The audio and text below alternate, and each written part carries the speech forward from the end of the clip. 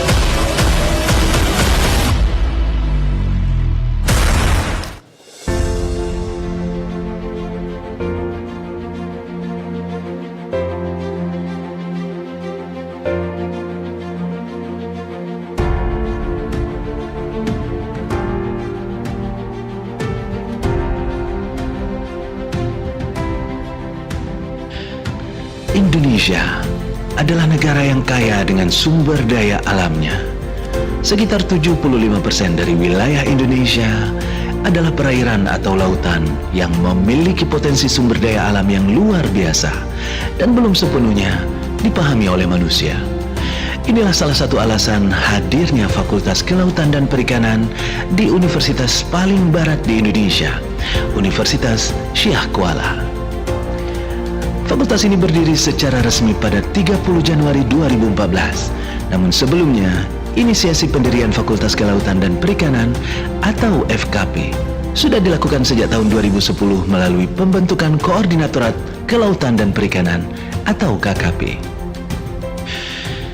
Saat ini fakultas ini menaungi beberapa program studi sarjana, yaitu program studi ilmu kelautan, program studi budidaya perairan, program studi pemanfaatan sumber daya perikanan, dan program studi teknologi industri hasil perikanan.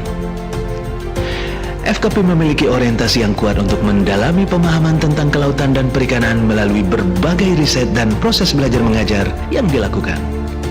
Hal ini tercermin dari visinya yang ingin menjadi fakultas yang inovatif, mandiri dan terkemuka pada taraf nasional, serta berwawasan global dalam sosio-tekno-entrepreneur yang adaptif.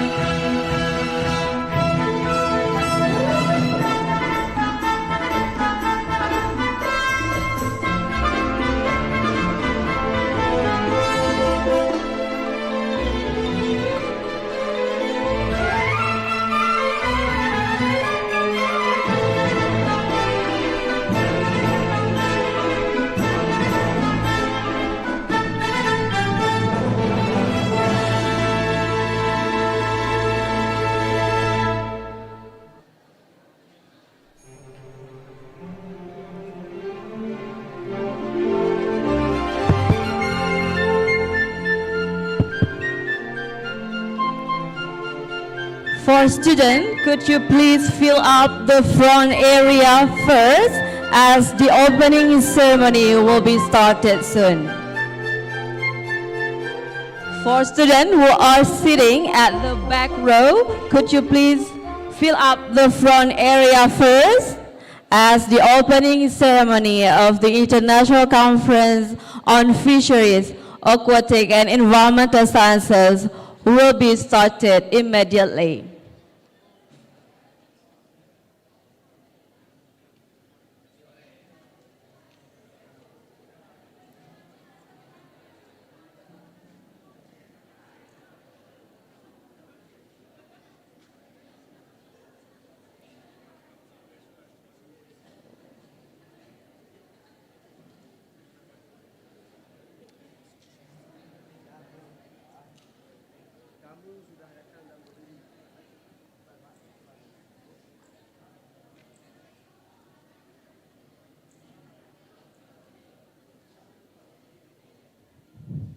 Once again, it is suggested for all students at the back row, could you fill up the front area?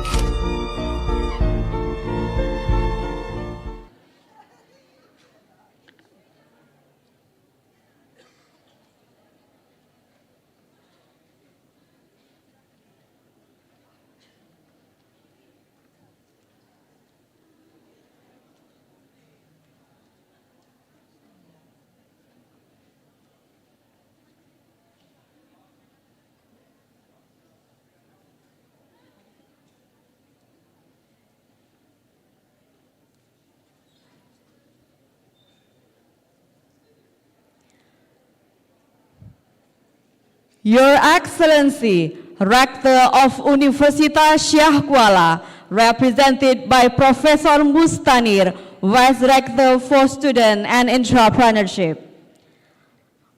Vice Rector of Universitas Syah Kuala, Professor Agus Sapti, for Academic Affairs, Professor Marwan, Vice Rector for General and Financial Affairs.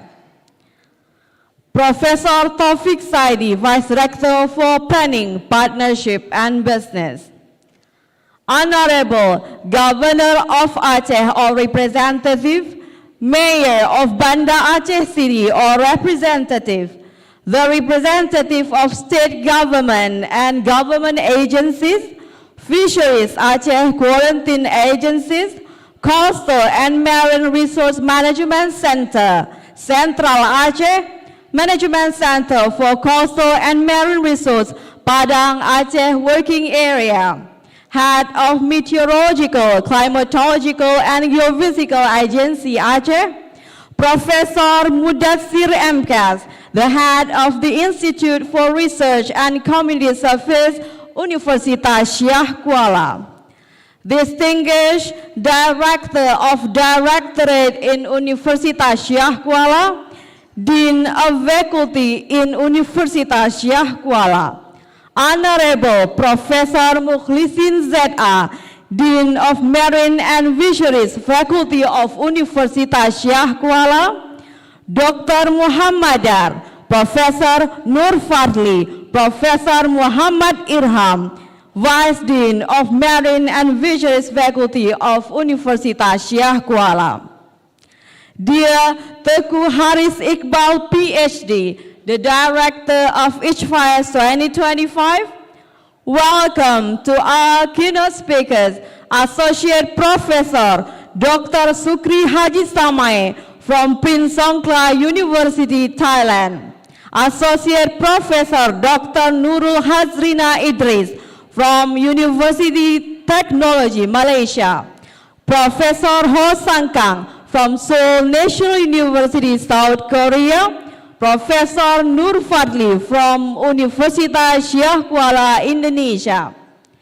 A very good morning to our on-site and online invited speakers, Dr. Muhammad Naimullah from University Malaysia, Terengganu, Dr. Rizalin Gonzalez from Visayas State University, Tolosa, Dr. Kai Kiniso from College of Micronesia, FSM, Dr. Wilasini Kocharoen from Kanazawa University, Dr. Irma Dewianti from Universitas Syah Kuala, Mr. Tan Zhao, Operation Managers of GW95 Limited Company. Distinguished guests, ladies and gentlemen, Assalamualaikum warahmatullahi wabarakatuh.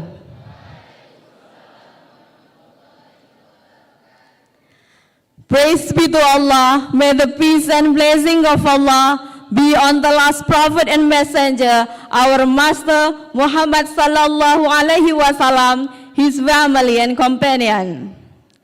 On behalf of the committee, may I extend a warm welcome to all and everyone to Universitas Syah Kuala, the oldest and the largest national university in Aceh.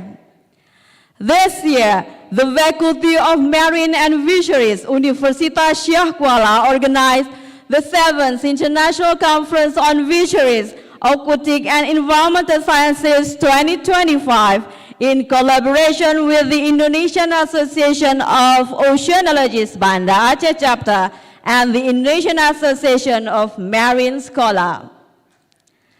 The event in hybrid mode that brings both in person here in Banda Aceh, a cultural and historical rich city, and also allowing virtual participation from all over the globe.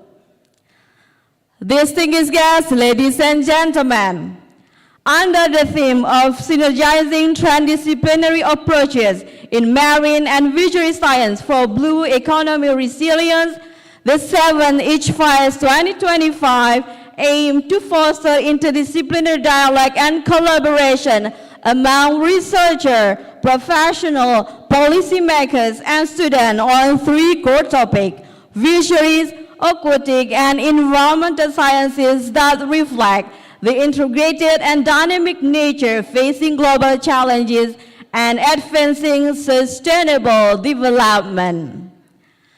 Distinguished guests, ladies and gentlemen, to begin the conference, please welcome Brother Shahrul, a student of Fish and Marine Faculty of Universitas Syah Kuala for Quran recitation.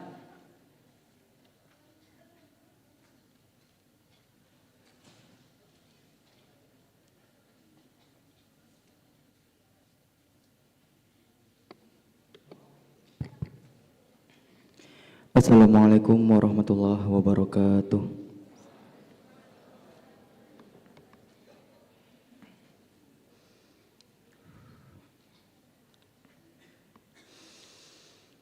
A'udzu billahi minasy syaithanir rajim.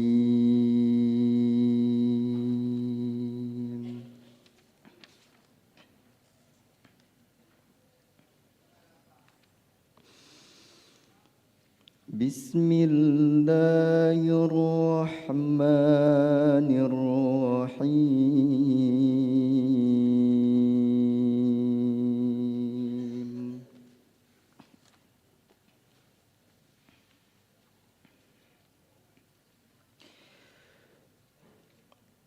Alam tara anna Allah yusabbihu lahu ma fis samawati wal ardh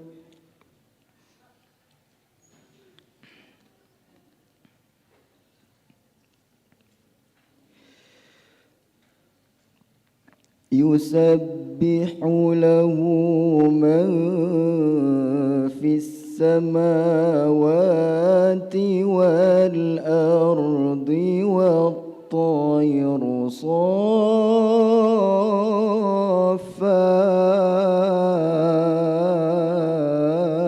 صافات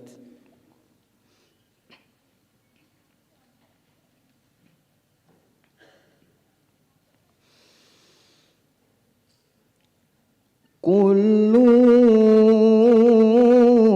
قد علم صلاته وتسبيحه والله عليم بما يفعلون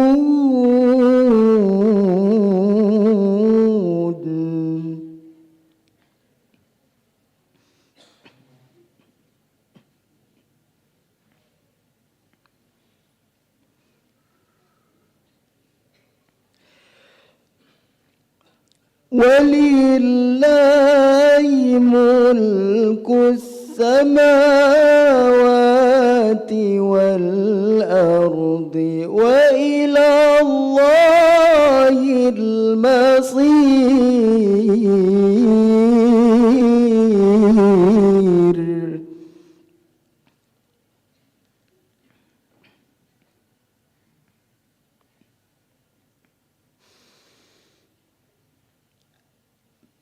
ألم تر أن الله يزجي سحابا ثم يؤلف بينه ثم يجعله ركاما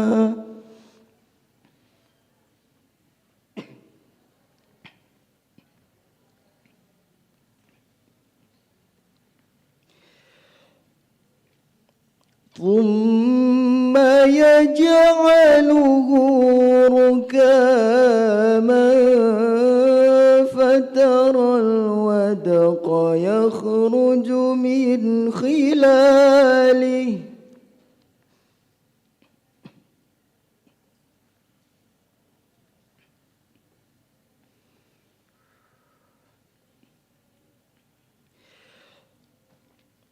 وينزل من السماء من جبال فيها من برد فيصيب به من يشاء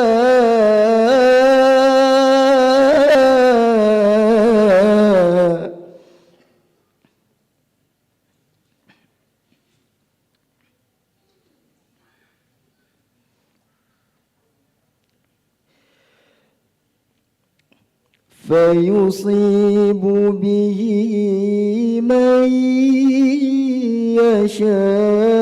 يشاء ويصرفه عن من يشاء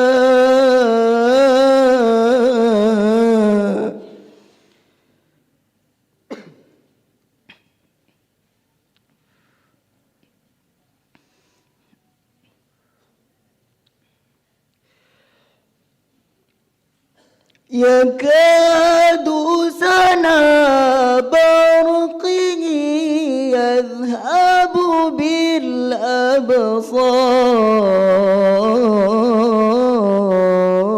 بالأبصار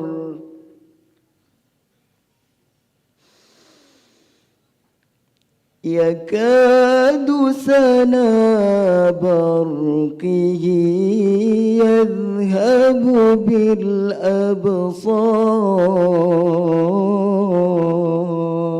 بالأبصار صدق الله العظيم.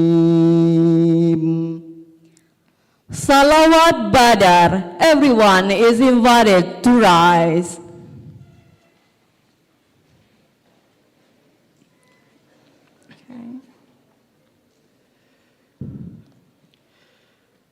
صلاة الله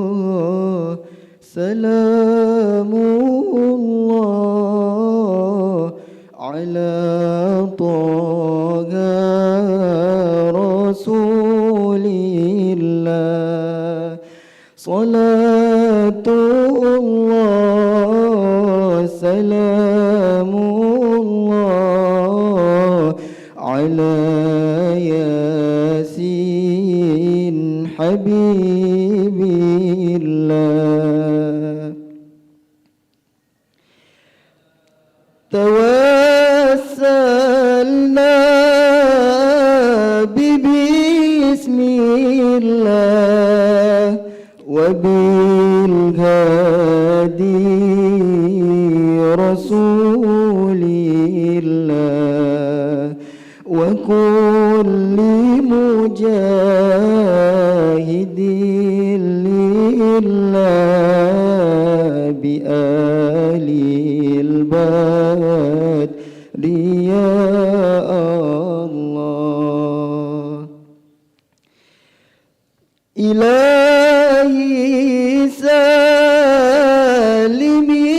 الأمة من الآفات والنقمة ومن هم وبالغمة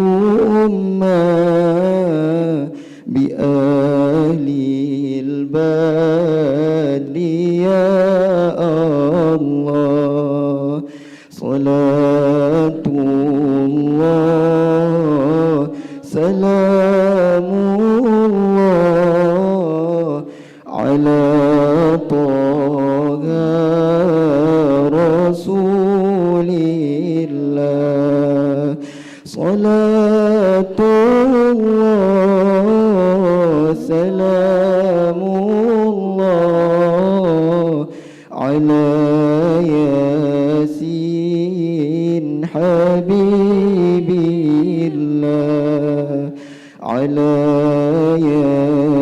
ياسين حبيب الله. Assalamualaikum warahmatullahi wabarakatuh. Please remain standing for the singing of the national anthem of the Republic of Indonesia, followed by hymn of Aceh and hymn of Universitas Syah Kuala.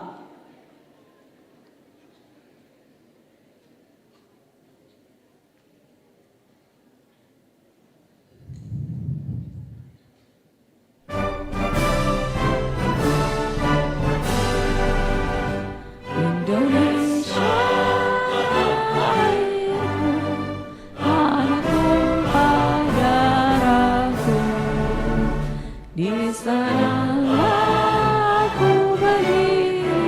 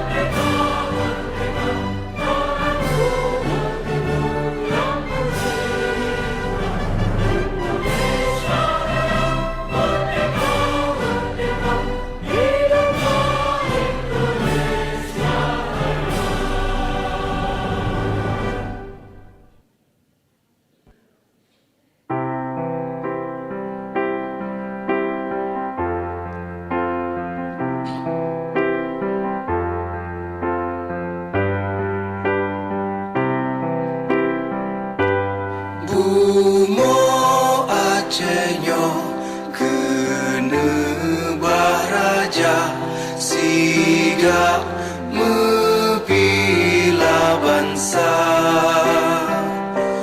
Mulia Mangrove, mulia dum syuhada, metuah bijih Aceh mulia.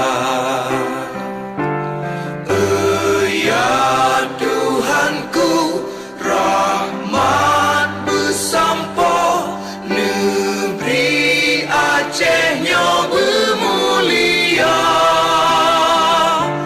Rahmat melimpah, metuah asa, areh kekamo bersejahtera. Aceh masyhur, makmungan megah, sabeda jaga Aceh mulia. Bekaden Aceh melimpah bago, bermesaho mesyedara. Bersepakat bersabohnya menemat syariat Islam ke hukum bangsa. Ya Tuhanku, rahmat bersampo, negeri Acehnya bermulia. Rahmat melimpah, metuah asa, areh kekamo bersejahtera.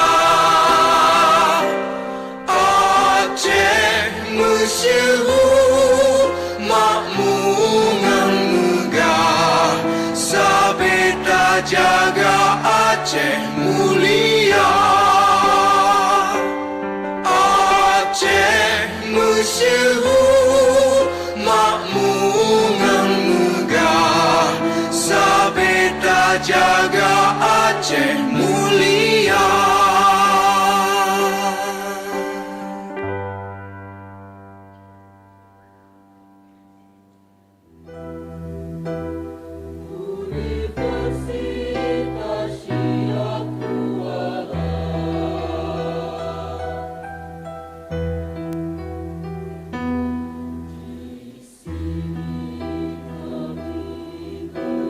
Belajar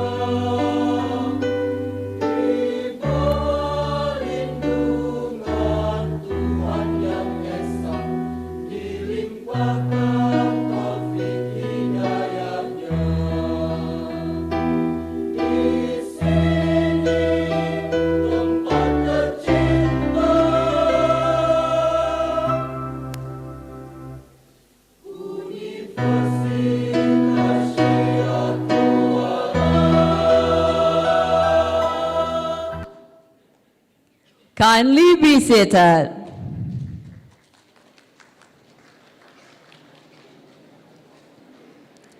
As our welcome greeting and also providing more Chinese flavor to the conference, we'll take you to experience the local culture through the processions of picking, wrapping, and also serving the battle leaf. Ladies and gentlemen, let's enjoy Ranu Pelampuan dance by Fish and Marine Faculty of Universitas Syah Kuala.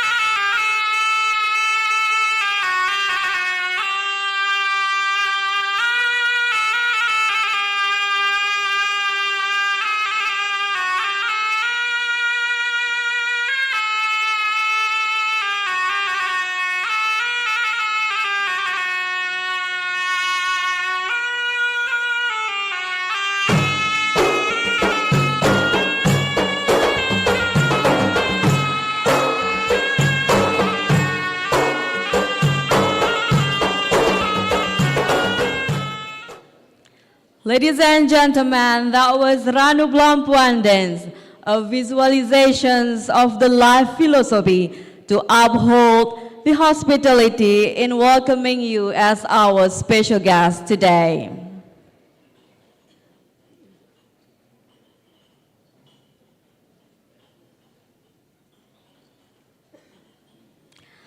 Ladies and gentlemen, moving right along, we would like to have your attention to take a look at the video informing the profile of Universitas Syah Kuala, followed by the profile of Marine and Fisheries faculty of Universitas Syah Kuala respectively.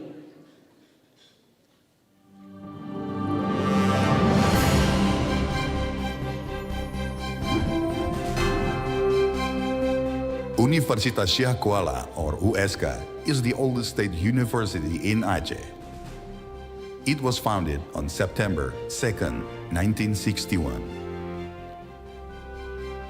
Currently, USK has more than 30,000 students studying in 12 faculties and postgraduate programs, consisting of economic and business, veterinary, law, engineering, teaching in education, mathematics and natural sciences, agriculture, social and political sciences, medicine, nursing, dentistry, marine and fisheries sciences.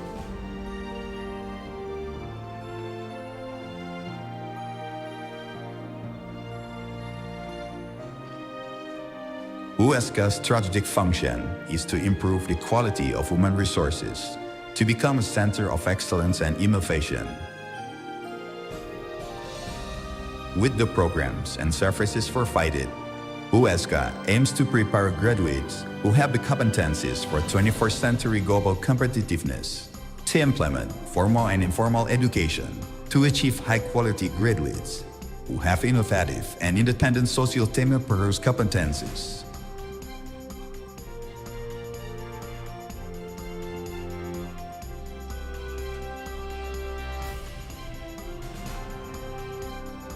Therefore, USK established excellent research centers.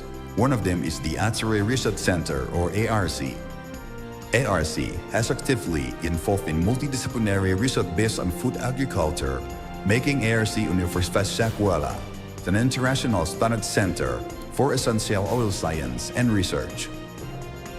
The goal of ARC USK is to make Universitas Syah Kuala a reference center for the development of essential oil industry in Aceh, Indonesia, and globally.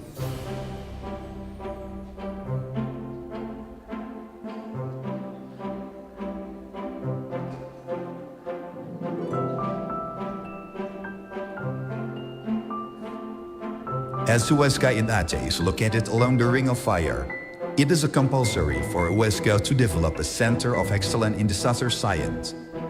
Inspired by the 2004 Aceh earthquake and tsunami disasters, USK established the Tsunami and Disaster Mitigation Research Center, or TDMRC, in 2006. TDMRC has been recognized as a world-class research institute and designated a Center of Excellence in Disaster Sciences by the Ministry of Higher Education, Research and Technology of Indonesia.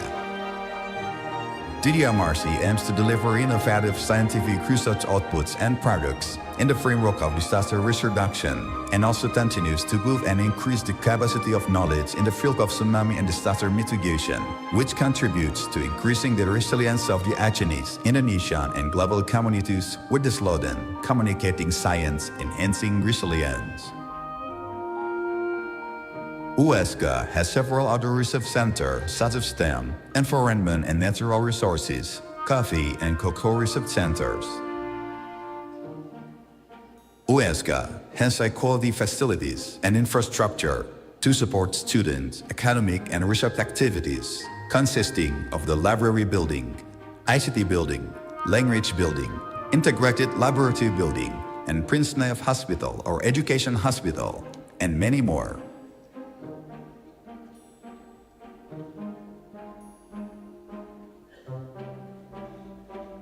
With various activities supported by existing research and innovation facilities, USK has developed high-quality products that increase the entrepreneurial potential of students involved in it.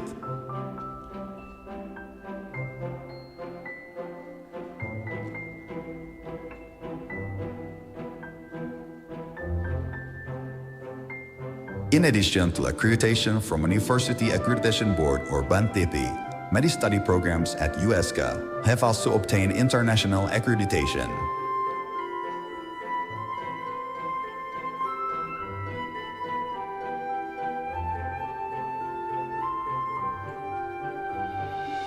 USCA is committed to improving the quality of educational services by strengthening human resources for all study programs in terms of fulfilling the qualification of researchers and lecturers.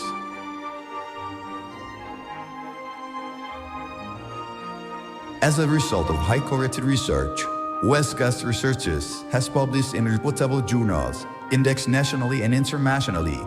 Those journals have obtained national accreditation such as SINTA and global recognition such as Scopus and Web of Science.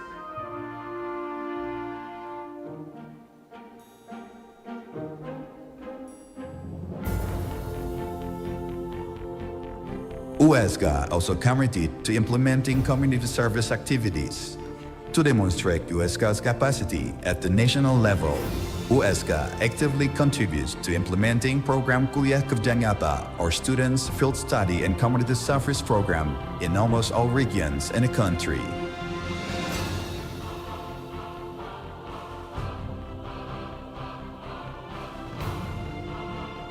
USCA has established cooperation with partners, both from domestic and foreign universities, governmental and private institutions, industries, and other parties.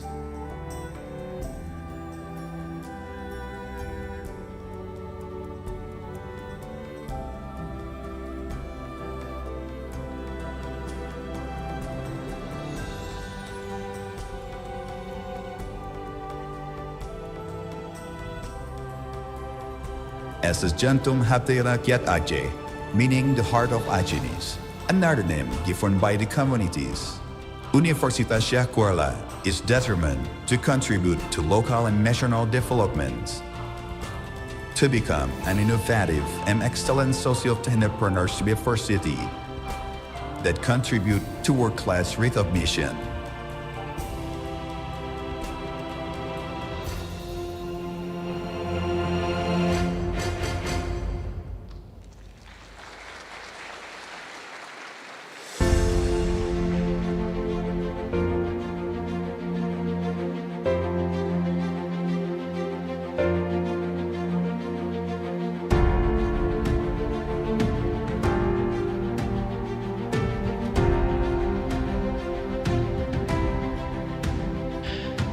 Indonesia adalah negara yang kaya dengan sumber daya alamnya. Sekitar 75% dari wilayah Indonesia adalah perairan atau lautan yang memiliki potensi sumber daya alam yang luar biasa dan belum sepenuhnya dipahami oleh manusia. Inilah salah satu alasan hadirnya Fakultas Kelautan dan Perikanan di universitas paling barat di Indonesia, Universitas Syah Kuala. Fakultas ini berdiri secara resmi pada 30 Januari 2014. Namun sebelumnya, inisiasi pendirian Fakultas Kelautan dan Perikanan atau FKP sudah dilakukan sejak tahun 2010 melalui pembentukan Koordinatorat Kelautan dan Perikanan atau KKP. Saat ini fakultas ini menaungi beberapa program studi sarjana, yaitu program studi ilmu kelautan, program studi budidaya perairan, program studi pemanfaatan sumber daya perikanan, dan program studi teknologi industri hasil perikanan. FKP memiliki orientasi yang kuat untuk mendalami pemahaman tentang kelautan dan perikanan melalui berbagai riset dan proses belajar mengajar yang dilakukan. Hal ini tercermin dari visinya yang ingin menjadi fakultas yang inovatif, mandiri dan terkemuka pada taraf nasional, serta berwawasan global dalam sosio-tekno-entrepreneur yang adaptif di bidang kelautan dan perikanan. Visi ini didukung oleh berbagai fasilitas unggul yang menunjang kegiatan pembelajaran, penelitian dan pengabdian. Di antaranya, ruang kelas, laboratorium, student academic center, student co-working space, serta stasiun lapang kelautan dan perikanan. Hal ini diperkuat juga dengan hadirnya para staf pengajar yang bergelar master hingga profesor yang merupakan lulusan berbagai universitas ternama dari beberapa negara berbeda. Mereka dengan kepakaran khusus di bidangnya masing-masing ini telah menghasilkan ribuan artikel ilmiah hasil penelitian yang dipublikasikan di berbagai jurnal bereputasi dunia. Sehingga tidak mengherankan jika FKP Universitas Syah Kuala menjadi salah satu fakultas dengan jumlah publikasi terbanyak di Indonesia untuk bidangnya. Selain itu, FKP USK juga memiliki berbagai kegiatan rutin seperti konferensi internasional tahunan, kuliah tamu, student exchange, riset dan ekspedisi, student competition, pengabdian kepada masyarakat, serta festival kelautan dan perikanan. Tidak hanya itu, saat ini FKP juga mengelola beberapa jurnal nasional yang menjadi tujuan para peneliti di Indonesia, yaitu DEPIK, AJAS, dan JKPI. Ribuan mahasiswa yang bernaung di bawah fakultas ini tidak hanya mendapatkan pembinaan akademik, akan tetapi mereka juga dikuatkan secara karakter, soft skill, dan kepribadian melalui berbagai kegiatan keorganisasian dan kemahasiswaan. Maka tidaklah mengherankan jika para alumni fakultas ini mampu berkiprah optimal di berbagai area pekerjaan. Para lulusan FKP tersebar di beberapa sektor pekerjaan, baik di sektor pemerintahan, swasta, lembaga swadaya masyarakat, akademisi dan peneliti, atau mengembangkan bisnis mereka sendiri. Alhamdulillah, kami selaku Dekan Fakultas Kelautan dan Perikanan menilai perkembangan fakultas ini selama 10 tahun terakhir ini sudah cukup baik ya, menuju ke arah yang positif ya, baik dari segi kualitas sumber daya manusia, dosen dan mahasiswa, kemudian juga fasilitas laboratorium yang ada. Namun demikian, kami akan terus berusaha untuk memperbaiki semua fasilitas yang diperlukan. Hasil-hasil penelitian, ya, keterlibatan dosen dengan industri akan semakin baik ke depan, insya Allah. Salah satu hal yang terus diperkuat oleh FKP adalah perluasan kemitraan dengan berbagai institusi, baik di dalam maupun di luar negeri. Sehingga layanan pendidikan, kegiatan kemahasiswaan, serta luaran penelitian semakin baik secara kualitas dan kuantitas di masa depan. Lalu, apa kata mereka yang sudah bergabung di Fakultas Kelautan dan Perikanan Universitas Syah Kuala? FKP seru banget loh. Keren banget loh. Begitulah Fakultas Kelautan dan Perikanan Universitas Syah Kuala, seperti juga lautan yang terlihat indah, yang tak pernah berhenti bergerak dan menyimpan potensi yang luar biasa.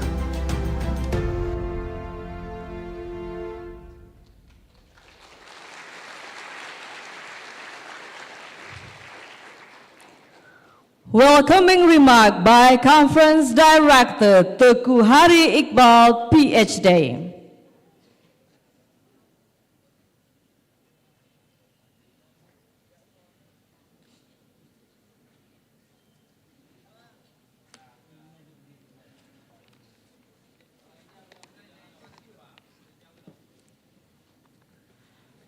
Assalamualaikum warahmatullahi wabarakatuh. Distinguished Rector of Universitas Syah Kuala, esteemed keynote and invited speakers, respected participants, ladies and gentlemen. On behalf of the organizing committee, it is my great honor and pleasure to welcome all of you to the 7th International Conference on Fisheries, Aquatic and Environmental Science 2025, with the theme of synergizing transdisciplinary approaches in marine and fisheries science for the blue economic resilience. This conference is held in Banda Aceh, Indonesia, and also can be accessible online via Zoom, allowing participants from across the globe to join us. Today's program is divided into two main seasons. In the morning season, we are honored and to have 4 distinguished keynote speakers. The first one, Professor Dr. Sukri Haji Samai from Prince of Songkhla University, Thailand. And we have Prof. Ho Sang-kang from Seoul National University, South Korea. We have Prof. Nurul Hazina Idris from University Technology Malaysia. And also we have Prof. Nurul Fadli from Universitas Syah Kuala, Indonesia. And then in the afternoon session, we will continue with the panel discussion featuring 6 invited speakers.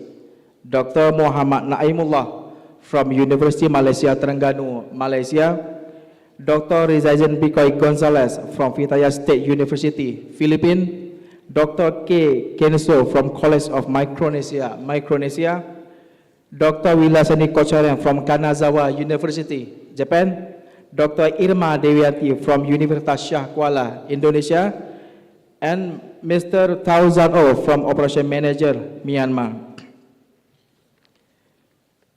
We deeply appreciate your participation in this conference. Your presence, insights, and contributions not only enrich discussion, but also play a very vital role in making this event success.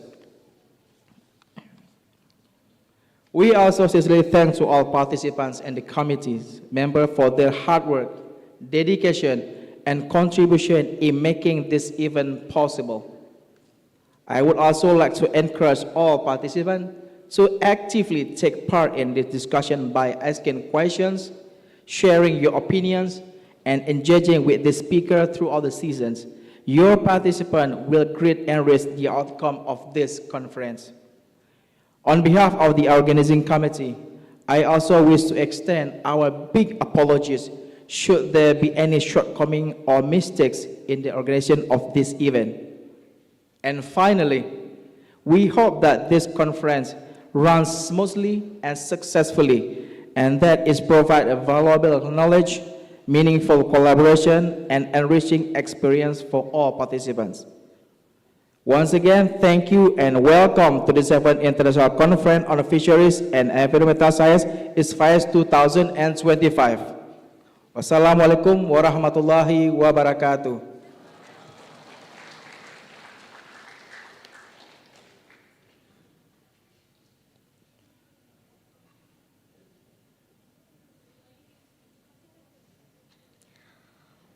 Opening remark by Rector of Universitas Shah Kuala, represented by Professor Mustanir, Vice Rector for Student and Entrepreneurship.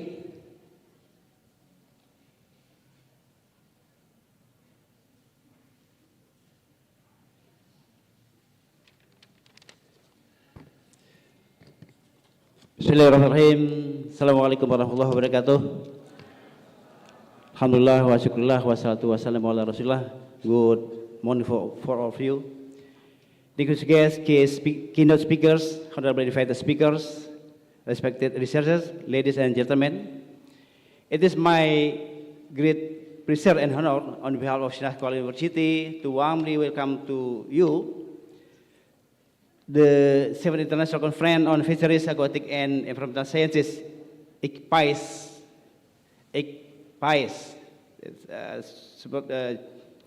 2025, hosted by Universitas Shah Kuala Ibadah Aceh, Indonesia, and joined virtually by participants from around the world. This year's theme, synergizing transdisciplinary approach in marine and fishery science for blue economic resilience, strongly resonates with the United Nations Sustainable Development SDGs, in particular in line with SDG 14, Life Below Waters, SDG 13, Climate Action, SDG 2, Zero Hunger, while also fostering LDG 17, Partnership for the Goals. These goals remind us to urgent need for collective action, scientific collaboration, and innovative solutions for save our ocean, ensure food security, and build resilience for future generations. This conference is also very meaningful for Universitas Shah Kuala, as it coincides with the celebration for our 64th anniversary or Milad USK this September. For more than 6 decades, USK has been committed to advancing education, research, and community service. As we celebrate this milestone, we are reminded of our responsibility to contribute to global sustainability and to strengthen our role of Center of Excellence in Marine and Environmental Sciences. The spirit of this millet inspired us to embrace collaboration both within our academic community and with our international partners. As one family working toward a better world. On behalf of Rector Universitas Syakuala, I am Vice Rector for Student Affairs. I wish to emphasize the importance of fostering not only academic excellence, but also meaningful engagement among students, researchers, and stakeholders. This conference, like ICFAES, provide the unique platform where ideas, innovation, and partnership enabling us to prepare the next generation of scientists and leaders who will carry forward the mission for sustainability.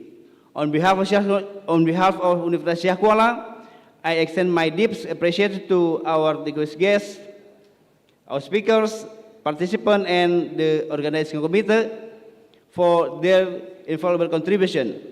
May this conference inspire meaningful dialogue, fruitful collaboration, and impactful outcome in line with SDGs. We say, Bismillahirrahmanirrahim, I am officially declared that the 7th ICFAES 2025 open, and thank you for your contribution. Assalamualaikum warahmatullahi wabarakatuh. Prof. Mustanir, could you please remain on stage for a while? As the opening ceremony is also symbolized by playing Rapai. For that, kindly be invited Conference Director Teguh Haris Iqbal PhD, Dean of Fish and Marine Faculty of Universitas Syakuala, Professor Mukhlisin ZA, Vice Dean of Fish and Marine Faculty, Dr. Muhammadar, Professor Nur Fadli, Professor Muhammad Irham to come forward on the stage. And as well, we are privileged to have on-site keynote and invited speakers, Associate Professor Dr. Sukri Haji Samae from Prince Songkhla University, Thailand, Associate Professor Dr. Nurul Hazrina Idris from University Technology Malaysia, Professor Ho Sang-kang from Seoul National University, South Korea, Professor Nur Fadli from Universitas Syakuala, and on-site invited speakers, Dr. Kai Fineso from College of Micronesia FSM, and Dr. Irma Dewianti from Universitas Syakuala.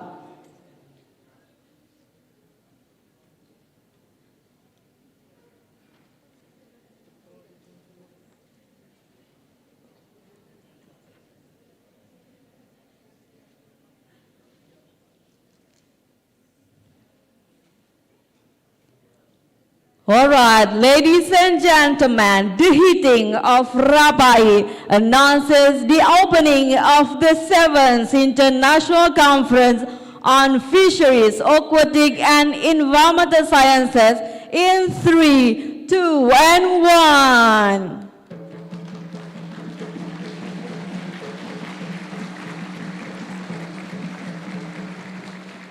The roar of Rapai symbolized the event is officially started.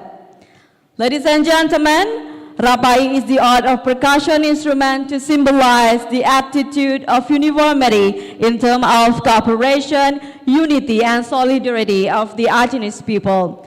Kindly remain on stage, everyone, as we will have a group of photo session. For that, all respected guests, delegates, keynote, and on-site invited speakers and committee to join us on stage.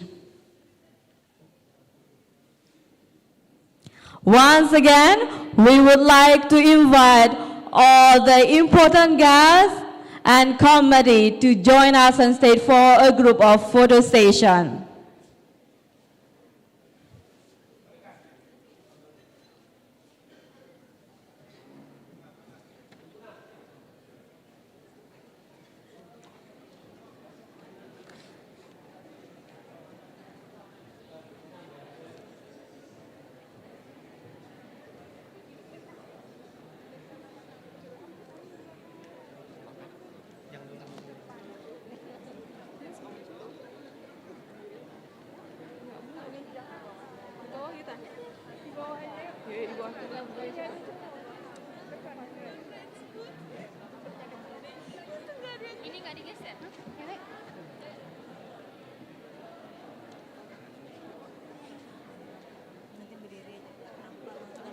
Siap, nanti awak di samping buat. Gitu deh. Masa di sini yang salah. Kita pegang ini Mel, nampak ini Mel. Nggak nampak aku nampak ini. As picture today, tell 1,000 word tomorrow, and let's freeze capture the best moment today.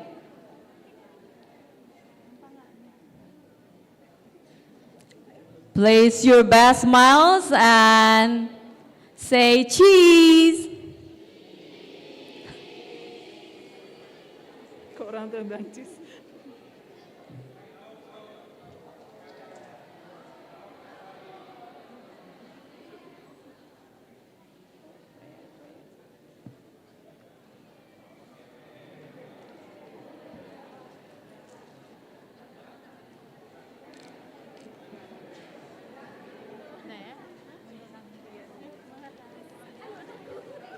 Thank you, ladies and gentlemen, and you may take your seat now.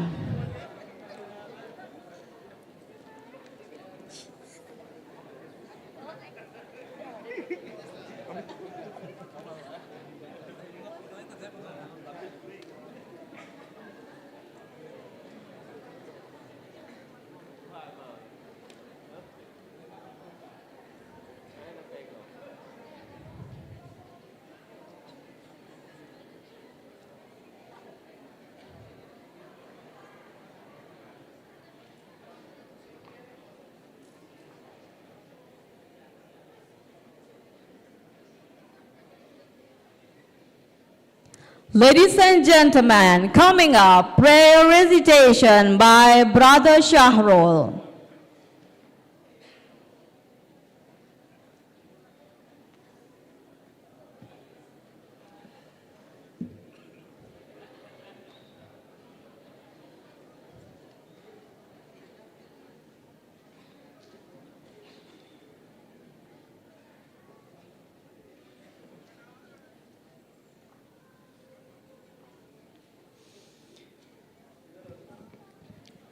Assalamualaikum warahmatullahi wabarakatuh.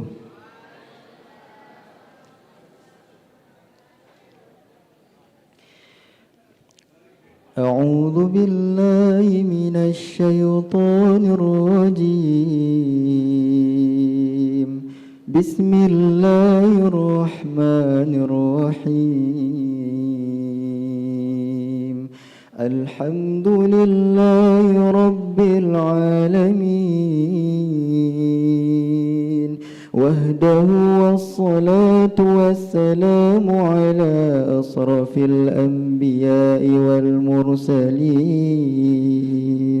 وعلى آله وصحبه أجمعين اللهم اغفر لنا ذنوبنا ولوالدينا وارحمهم كما ربونا صغارا ولجميع المسلمين والمسلمات والمؤمنين والمؤمنات الأحياء منهم والأموات برحمتك يا أرحم الراحمين اللهم انصر إخواننا المسلمين والمجاهدين في فلسطين اللهم انصر إخواننا المجاهدين في فلسطين اللهم انصر إخواننا المسلمين والمجاهدين في فلسطين وفي إندونيسيا وفي كل مكان وكل زمن يا أرحم الراحمين ربي زدنا علما وارزقنا فهما وعملا متقبلا ورزقا حلالا طيبا وعملا متقبلا. اللهم إنا نسألك سلامة في الدين وعافية في الجسد وزيادة في العلم وبركة في الرزق وتوبة قبل الموت ورحمة عند الموت ومغفرة بعد الموت. اللهم هون علينا في سكرات الموت والنجاة من النار والعفو عند الحساب. اللهم عافنا في بدننا، اللهم عافنا في سمعنا، اللهم عافنا في بصرنا.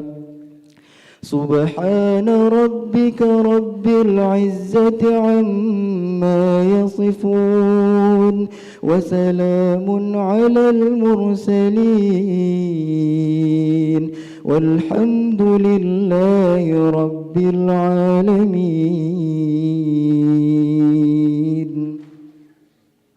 Assalamualaikum warahmatullahi wabarakatuh.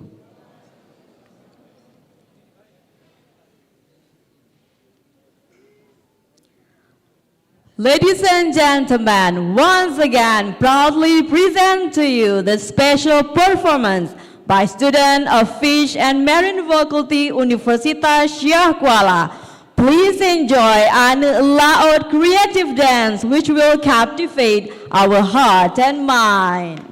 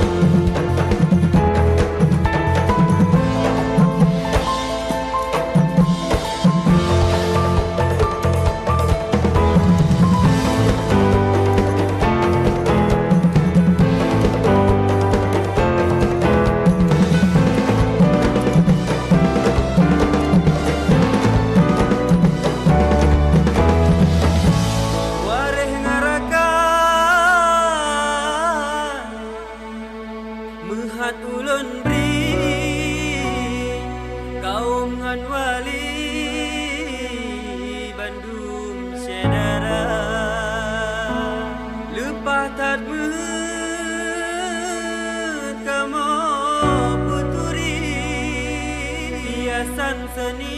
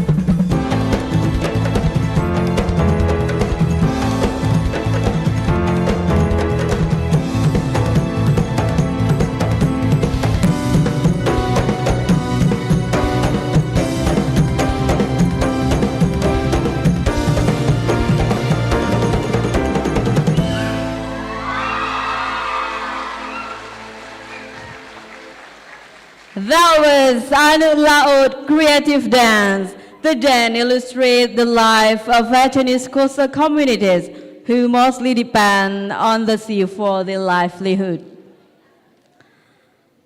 Ladies and gentlemen, this is the end of the opening ceremony of ICFAES 2025.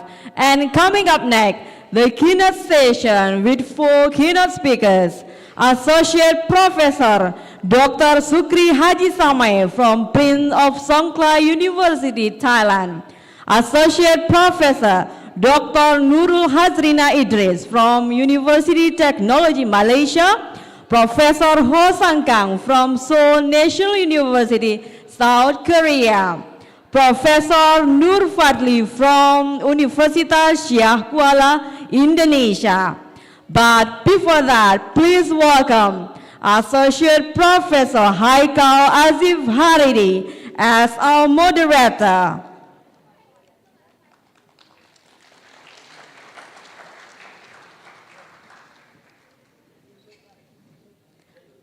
And ladies and gentlemen, here is a brief educational background of our moderator. Currently an associate professor in Department of Marine Sciences, Faculty of Marine and Fisheries, Universitas Syah Kuala, and also a researcher of Tsunami and Disaster Mitigation Research Center, TDMRC, Universitas Syah Kuala. His research in marine geophysics focuses on tsunami hazard and disaster risk reduction, emphasizing the developments of science-based preparedness and mitigation strategies through strong interdisciplinary and international collaboration. Obtained his bachelor degree in Universitas Syah Kuala, then Marine Science from National Taiwan Ocean University, and PhD in Earth System Science from Taiwan International Graduate Program. With his professional experience as an associate professor in Department of Marine Sciences, Faculty of Marine and Fisheries, Universitas Syekh Kuala. Is also a head in Research Center for Marine and Fisheries Science and a researcher in Tsunami and Disaster Mitigation Research Center. Achieving international recognition and awards such as selected participants, International Visitor Leadership Program in 2025, and also postdoctoral fellow from Institute of Earth Science, Academia Sinica, Taipei. Some selected publications are Tsunami Scenario Triggered by Submarine Landslide Offshore of Northern Sumatra Island and its Hazard Assessment, and also Constraining the Subducting Oceanic Plate Properties Beneath Central Sumatra. And Associate Professor Haikal Azif Haridi, the floor is yours.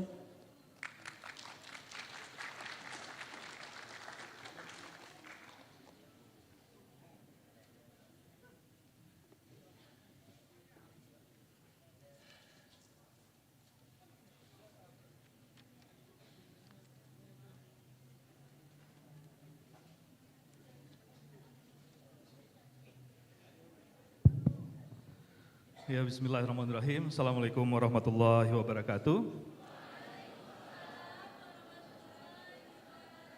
Thank you very much, Ibu Miftah, for kindly introducing me. Again, I would like to say hello for everyone that already attend the ICFAES, either on-site and online.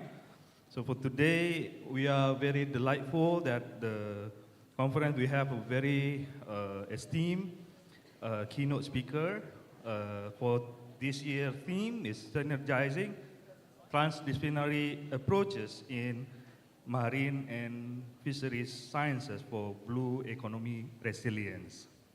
So for today's speaker, I would like to ask first our keynote, Associate Professor Sukri Haji Samae, to be on stage.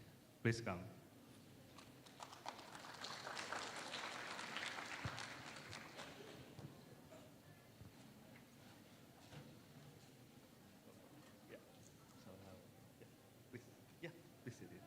Yeah, before Associate Professor Sukri Haji Samae will give a talk, I will shortly introduce him.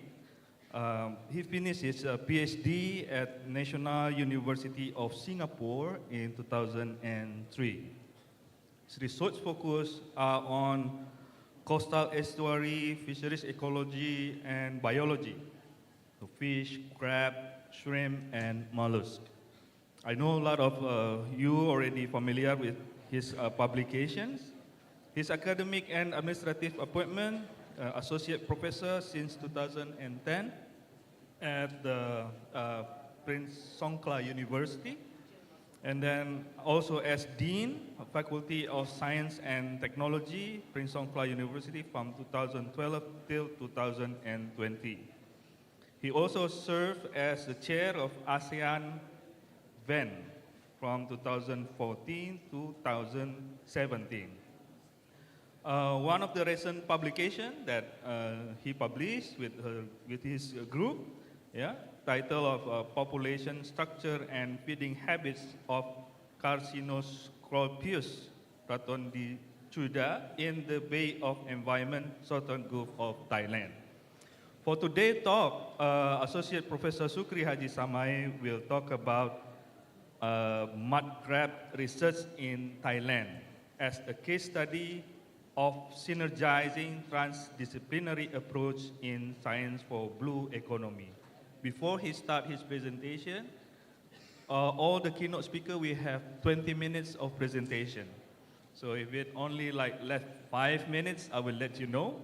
Then you can sum up the presentation. So without further ado, I would like to welcome Associate Professor Sukri Haji Samae.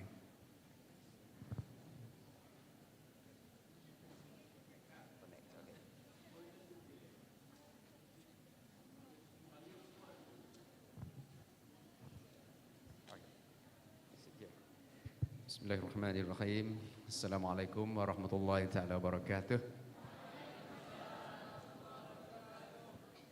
You're a bit surprised, right? Thai person, but say Assalamualaikum warahmatullahi taala wabarakatuh. Saya orang Thailand tapi boleh cakap bahasa Melayu. Sebab kawasan saya itu di selatan Thailand, sempadan Malaysia dari the province of Pattani. Ini orang Pattani Thailand. Bapak Prof. Dean, Prof. Christine, the chairman of the conference, Dr. Harris, the vice deans, keynote speakers, panel speakers, participants, students, ladies and gentlemen. It is my great pleasure to be here with you. If I'm not wrong, this is my 4th time in Aceh. So I'm very happy to be back here again. When asked to contribute my work in this conference, actually this is my 2nd time for this conference. I'm thinking about a topic that relevant to the theme of the work as my journey in academic, traveling from ecology, from biology, from community development, even from football, as I'm running a professional football team in Thailand, and also as an aquaculturist.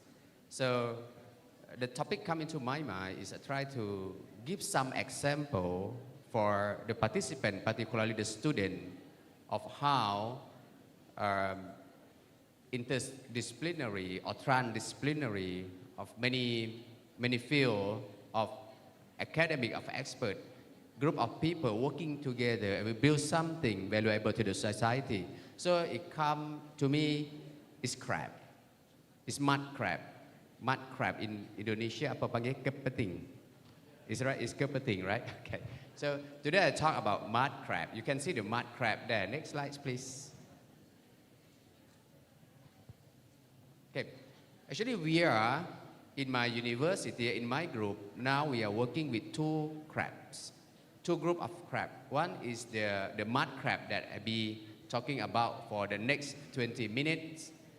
And the second group is the blue swimming crab. Blue swimming crab is, apa panggil dekat sini ya, blue swimming crab? Rajungan.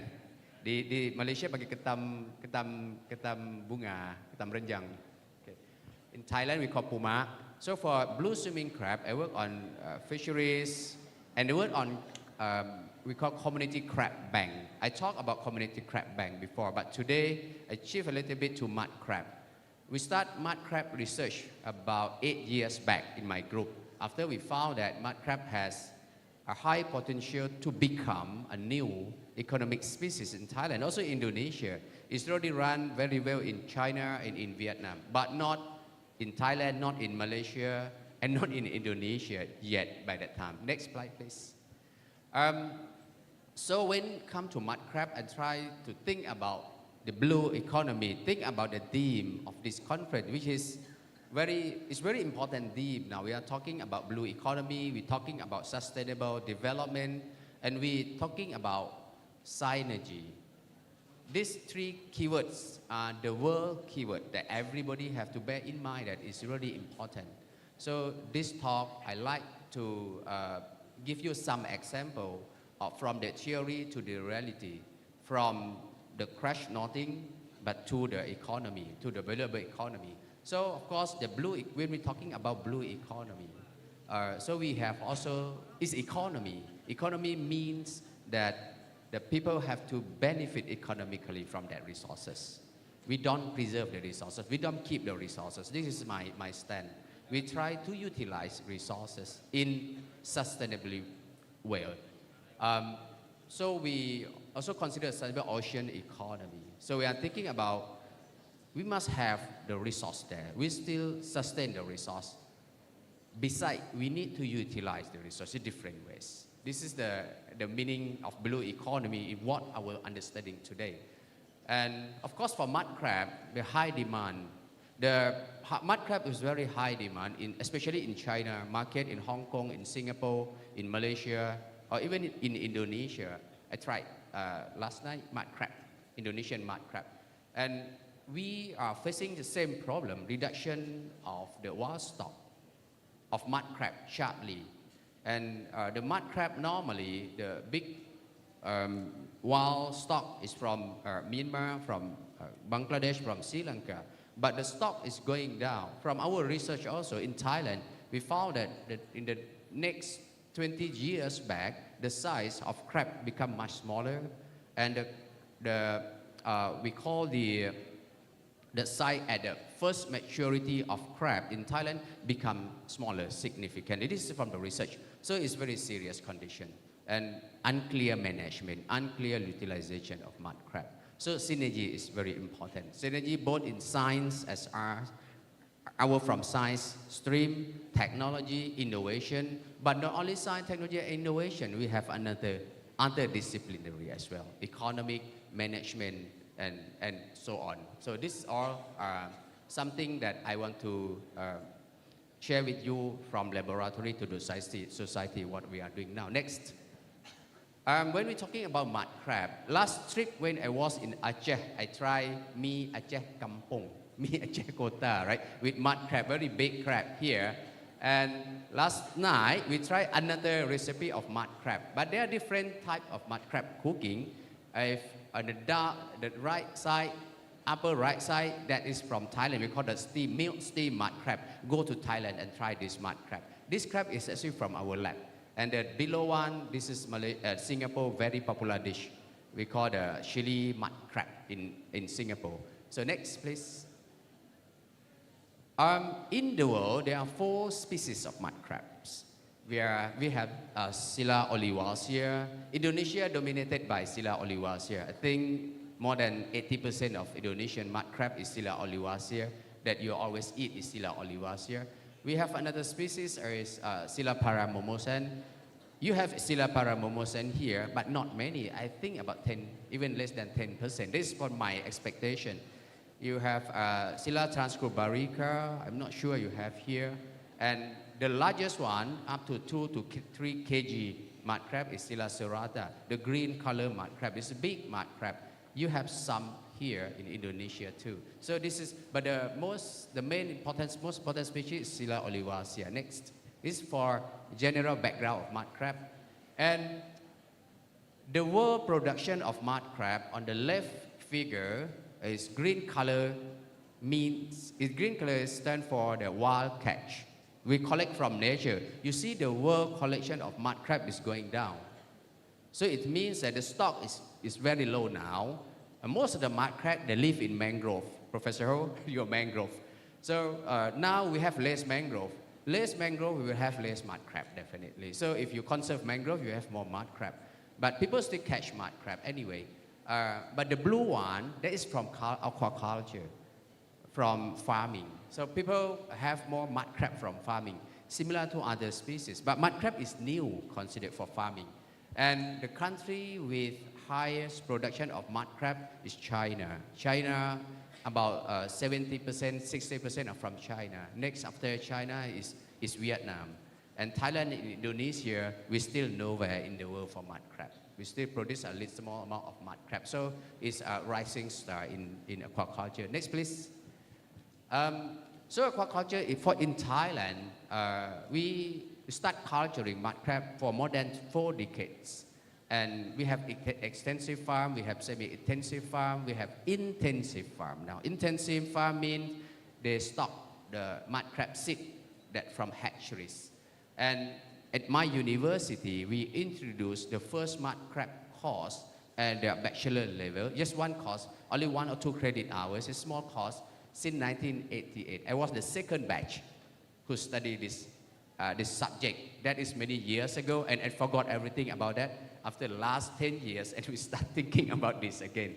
And it's become a target animal, of course, due to the high demand and economic potential for aquaculture. It's very challenging for aquaculture of mud crab. And after shrimp aquaculture is going down or sunset, there are many ponds left abundantly. So there are many ponds around in many countries, including Indonesia, Thailand, and Malaysia. So the owners of the pond start thinking about what next after shrimp. So they are thinking about mud crab. But mud crab is not, the farmers cannot get high production as much as shrimp.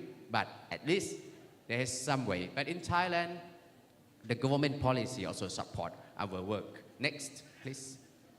So, when talking about synergizing, so as the manager of mud crab, so we have to think like you are running a football team. You need to have a goalkeeper, you need to have a center back, you have to have a good midfielder, you have to have a very good forward. So this is mud crab. We have to think about it because it's new. So our team start to think from ecology, from biology, from fishery of mud crab. We want to know everything about mud crab because it's small, it's new. And this knowledge we will transfer to become more technology, more innovation. So you can see from the left side is very basic science. But on the right side, this is the, we are producing a supply chain of mud crab in Thailand. This research is very aggressive. I mean, we think very big. We want to change, we want to lift up, leverage the mud crab production in Thailand.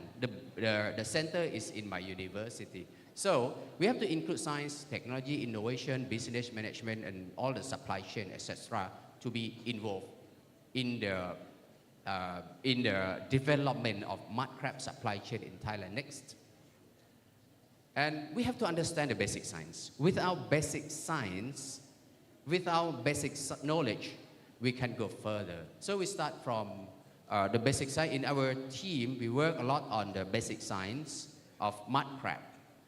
We work on life history of mud crab, and life history of mud crab, every life history, every stage of mud crab. So this is something that we have to explore. There are some, because the mud crab is very interesting. In 1998, they just separate into 4 species. In the past, when Professor Mukhlisin studied, we have only 1 species of mud crab, Scylla serrata. And then after that, it becomes 4 species. So there's more room for basic science to play. And they're dominate, in the academic, they are dominated by China now. China work a lot on mud crab. And our team also published some papers already, and many more will be coming from our team for the basic science of mud crab. Next, please. So basic science is very important. So this is, next, please. This is how we are working with the mud crab. Apart from working with mud crab, we have to work with the crabber, we have to work with the fisherman, the crab catcher. So you are thinking you are scientists working in front of microscope, but in the same time, you have to go to the field talking with fishermen. You need a multidisciplinary. You don't need only the sequencing, but you need to work with people. You need to go to the field. You need to work with fishermen. You need to talk. So our team, we work in Thailand, and also we work in Bangladesh. Bangladesh is one of the largest producers of mud crab. One of my students is from Bangladesh. Next. And we have to think about what is the gap in terms of science, technology, and innovation of mud crab. I draw this, my team draw this, and now it's become the government policy to, okay, we need to work in broodstock. What we need in the broodstock development, what we need in the nursing development, hatchery development, what we need in the pond, the grow out, the post-harvest, and even we are talking about the processing and marketing of mud crab. Next, please.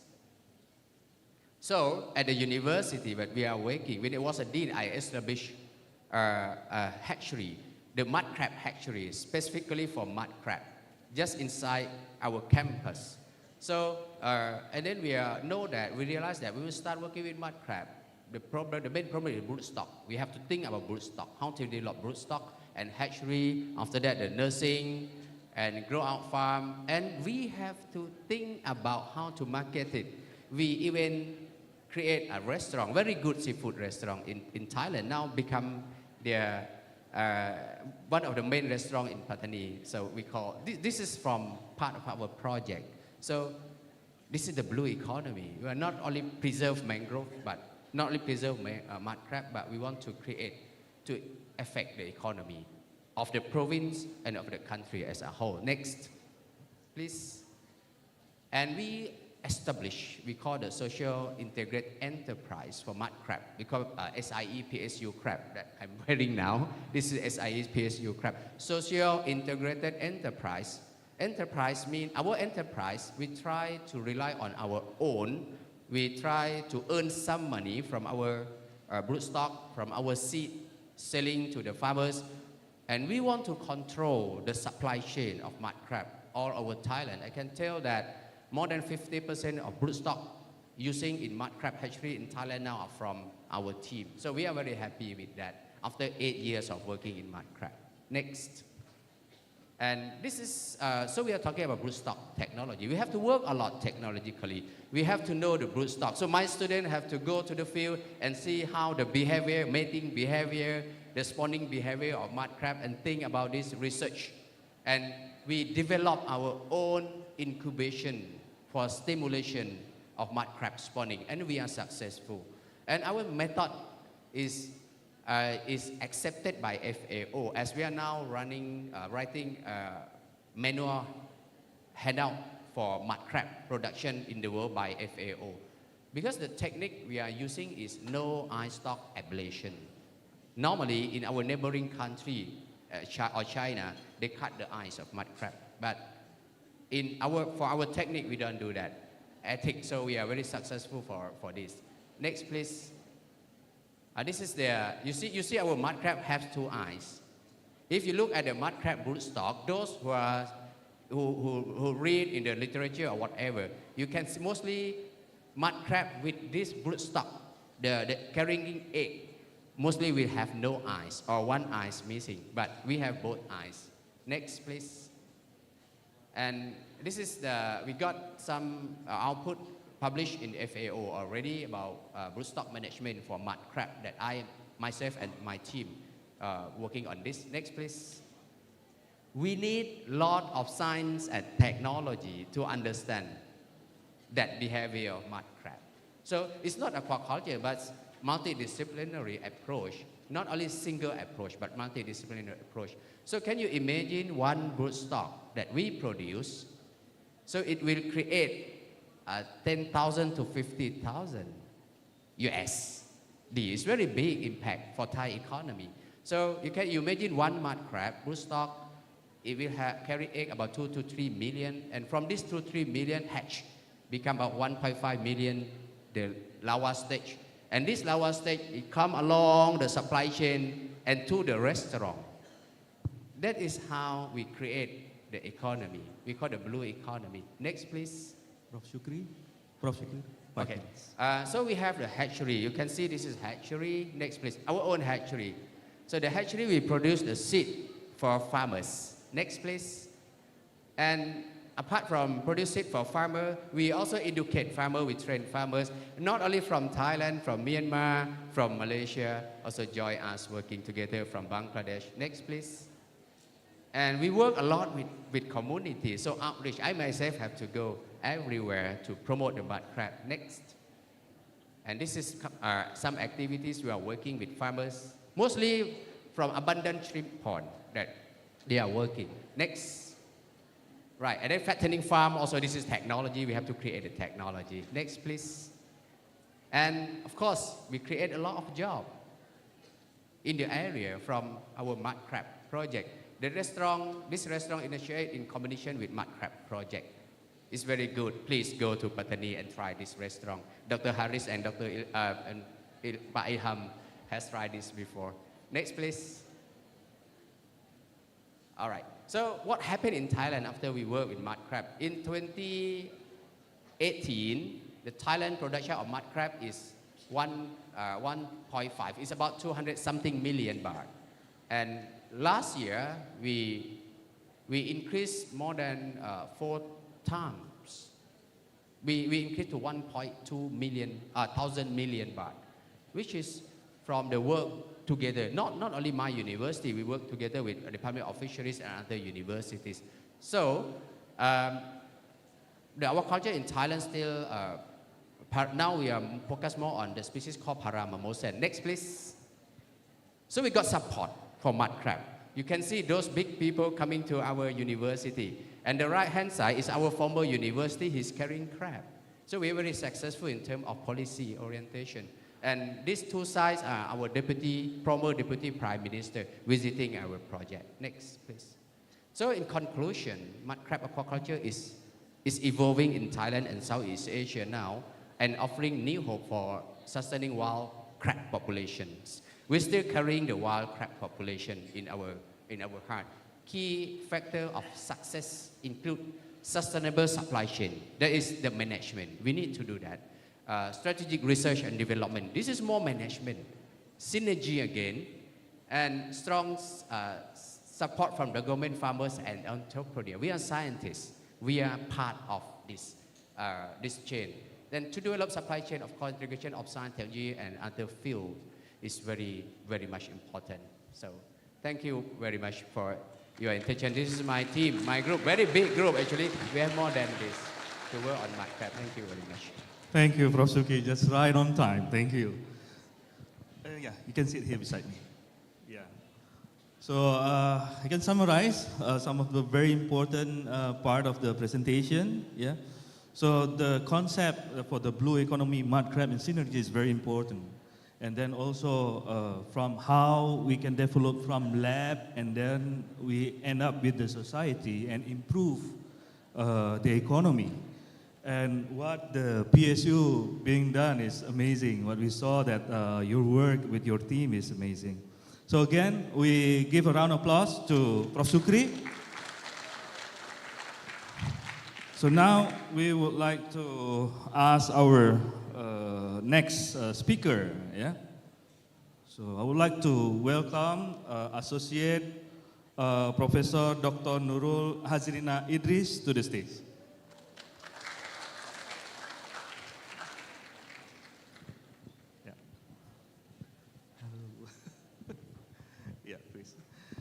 Yeah, before she will start her presentation, I would like to shortly introduce. She graduated her PhD in 2014 at the University of Newcastle, Australia. And a lot of his work related to the satellite or remote sensing and geospatial application for environmental management and climate change. Academic and administrative appointment, associate professor, and then a research fellow at INSTEC, assistant deans, internal and global engagement, UTM. I think you are being appointed for this one? Currently is the assistant dean in the faculty, but just appointed to the international office as deputy director. Deputy director, international office. Wow, give applause, yeah. And Prof. Nurul also served as a scientific organizing committee of Pan-Ocean Remote Sensing Association.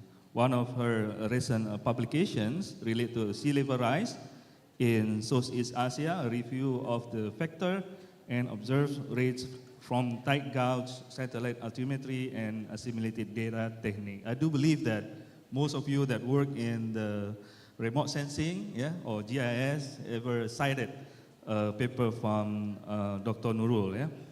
So for today talk, yeah, Associate Professor Dr. Nurul will give a title of Satellite Technology for Sea Level Monitoring and Climate Resilience Coastal Management. As I said in the earlier speaker, you have 20 minutes. If it only like 5 minutes left, I will let you know. So the floor is yours. Thank you so much, Dr. Hekal, for the introductions. Assalamualaikum warahmatullahi wabarakatuh. And a very good morning.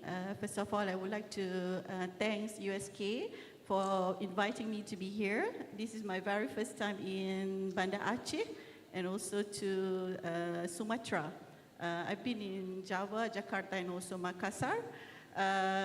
Good to see you in person here today. And my talk today is about the satellite technologies for sea level monitoring and climate resilience coastal management.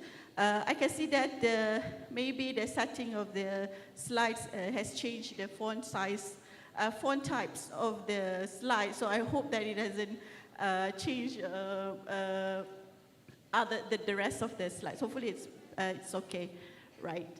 Next. Next, please. Right.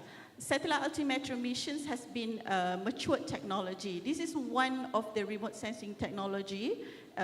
Many of you may already know that remote sensing consists of two types of technologies. The first one is the imaging remote sensing. We are very familiar with the Google Earth, Landsat satellite, Sentinel-1 and 2. Those are the imaging. But another powerful technologies is the non-imaging remote sensing, and that one of the technology is the satellite radar altimetry. And actually this is not a new mission, this is not a new technology. It has been matured, orbiting the Earth for more than 3 decades. So it's already nearly 38 years already, providing us information about the oceans, continuous monitoring, mainly looking at the sea level change and the sea level rise issues. So as you can see that, there's some of the satellite current missions available there, out there on board of the orbit, on the outer space. And the major space agency also has planned for the future plans or near future plans to make sure that the continuous observations becomes always available. Next. Right, so we know that for radar altimetry, for coastal oceans, there's always some issues that is mainly related to the land contaminations. So what is land contamination's effect? It is actually severe or significant for the Southeast Asia, particularly, because as you can see on the left side there, that is when the satellite moving from the oceans to the land. And then you can see at the bottom diagrams, there is a circle where is the footprint of the satellite is actually looking both simultaneously the oceans and the land. So we know that the reflections of the land is always much higher than the coastal or much higher than the water reflections. So these issues has created noisy signals of altimetry, where actually on the middle, the examples of the waveforms are coming from JSON2 and Sentinel-3. So Sentinel-3A is more advanced technology on radar altimetry that is based on the synthetic aperture radar altimetry, the SAR. So that is quite advanced. And you can see the shapes there. There are various, but the shape that you can see at the beginning of the class, it's class 1 and also on the left with the very sharp peaks, that is actually very good signals that we see on a homogeneous surface without any land interference. So if we see these shapes of waveforms or the signals, we can actually expect to get a good accuracy of sea level observations in that particular points. But for the Southeast Asia, there are various shapes available. You can see the rest of it is a coastal waveform where the high peak, you can see very strong peak from the lands that interfere the signals. So what scientists do to rectify these issues is we get the waveforms, we download the raw signals, and we process that through a method that is called as waveform retracking. Okay, next. Right, so this is the waveform patterns near shoreline. I took some examples, what we see across Indonesian coastal. So the top left there is in North Kalimantan. And you can see that how the signals change when it gets closer to the coast. The purple line is at 6 kilometers, and black is at 4, and 2 is green. So when it gets closer to the coast, you can see how the signals start to change and how the land starts impacting. This is for the low resolution mode. Altimetry has two technologies, as I said, the low resolution mode, that is the famous Topex Poseidon, JSON1, 2, and 3. But on the other hand, right there is the Sentinel SAR altimetry data, where you can see that we can have a much better signals whenever it gets closer to the coast. So these two technologies, especially the SAR altimetry, has really advanced the observations of sea levels when it gets closer to the coast. Next. Next. Well, I'll be talking about waveform retracking. So what is waveform retracking? This is quite an advanced thing when we're talking about altimetry, okay? Right, so for examples here, we have the signals, the first signals now showing on the slide. This side, is actually the signals that is meant for ocean water. So we know the midpoint of the leading edge, the orange lines there, that is the optimized parameters related to the sea levels. Okay. So what happened is that when we feed them using a standard retracker that is set by the onboard satellite tracking systems, the blade will create that blue lines, and it fits very well to the waveform itself. So we can expect to get a very precise and accurate water level from the ocean-like waveforms. Right there, on the other hand, is the coastal waveform. So you can see a very sharp peaks, a very strong reflectance from the land. And the first peak, the very first peak, is related to the sea levels, the very first peak.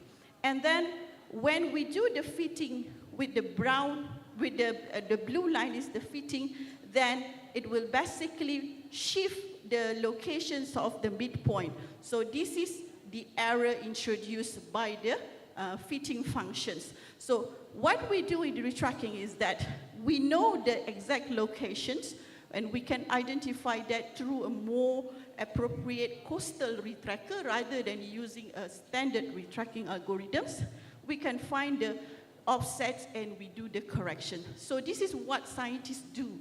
And there is a field that is in altimetry itself that called as coastal altimetry. So there's some groups of people are looking at that. Next.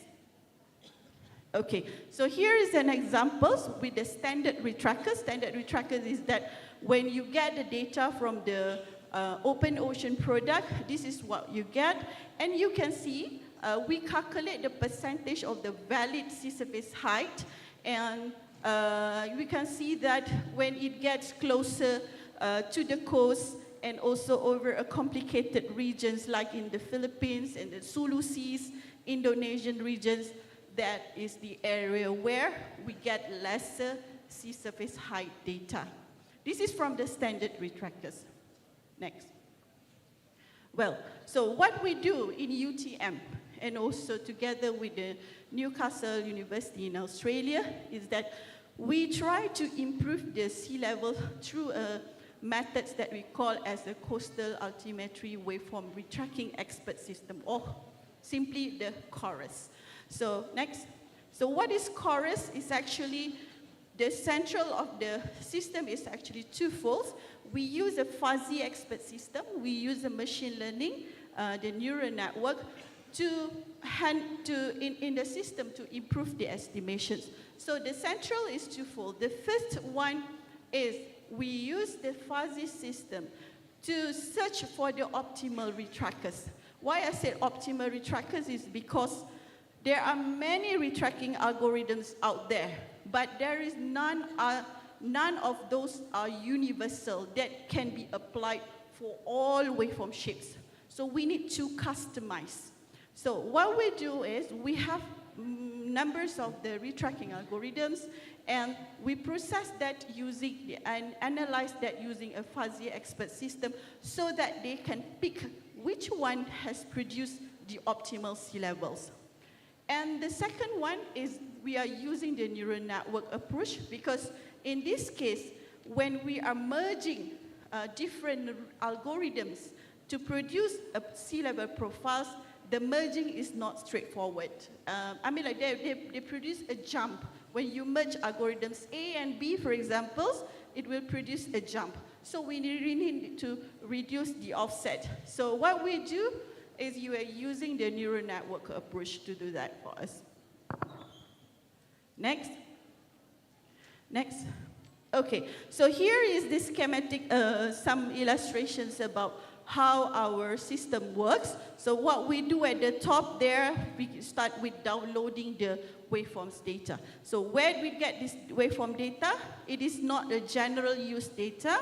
There's a specific product that is called as sensor geophysical data record. So this is where we got the raw signals.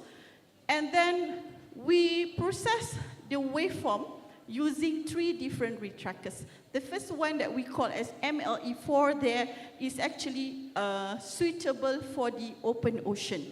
It's excellent over open oceans, but not for the coastal.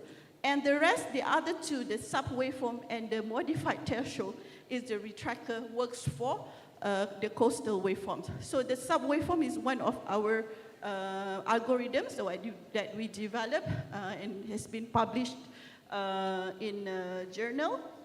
And then what we do there is that we train using a neural network so that they can understand the behaviors of the retrackings. And then up there, on the other hand, we classify the waveforms into several classes. Right. And then what we do after that is we retract the waveform with the precedence retracker. It means that we customize the system so that it works, the retracking works for that particular classes. And it produces the sea surface height.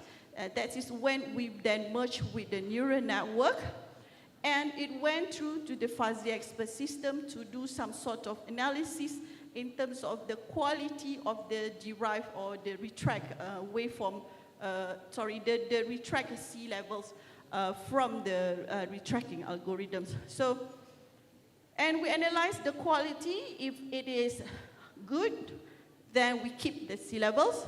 Otherwise, if it is not good, then it will going back into the system and went through to another retracking process, and then reproduce the sea levels, and that system goes 3 times iteratively until it finds the best one.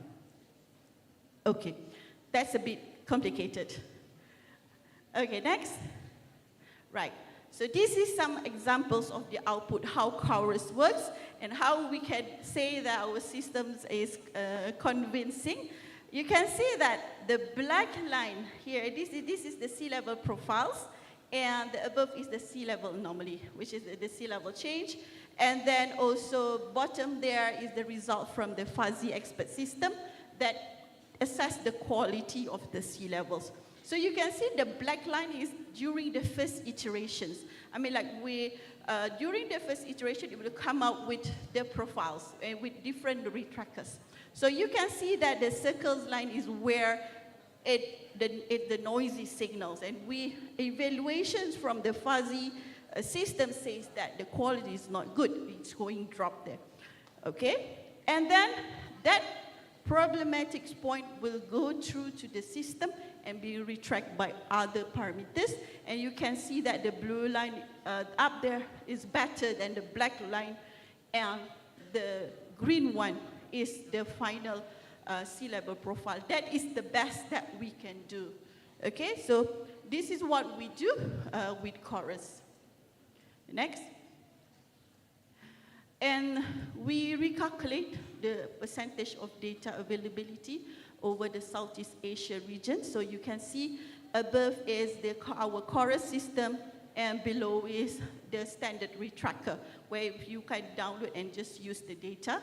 And you can see that it improved most likely. We didn't say it is 100%, but it is better, way better than the standard retrackers. And also, on that graph, it actually shows how the system can bring the data gap much closer to the coast. So usually with a standard retracker, we can get good data beyond 6 kilometers from the coastline.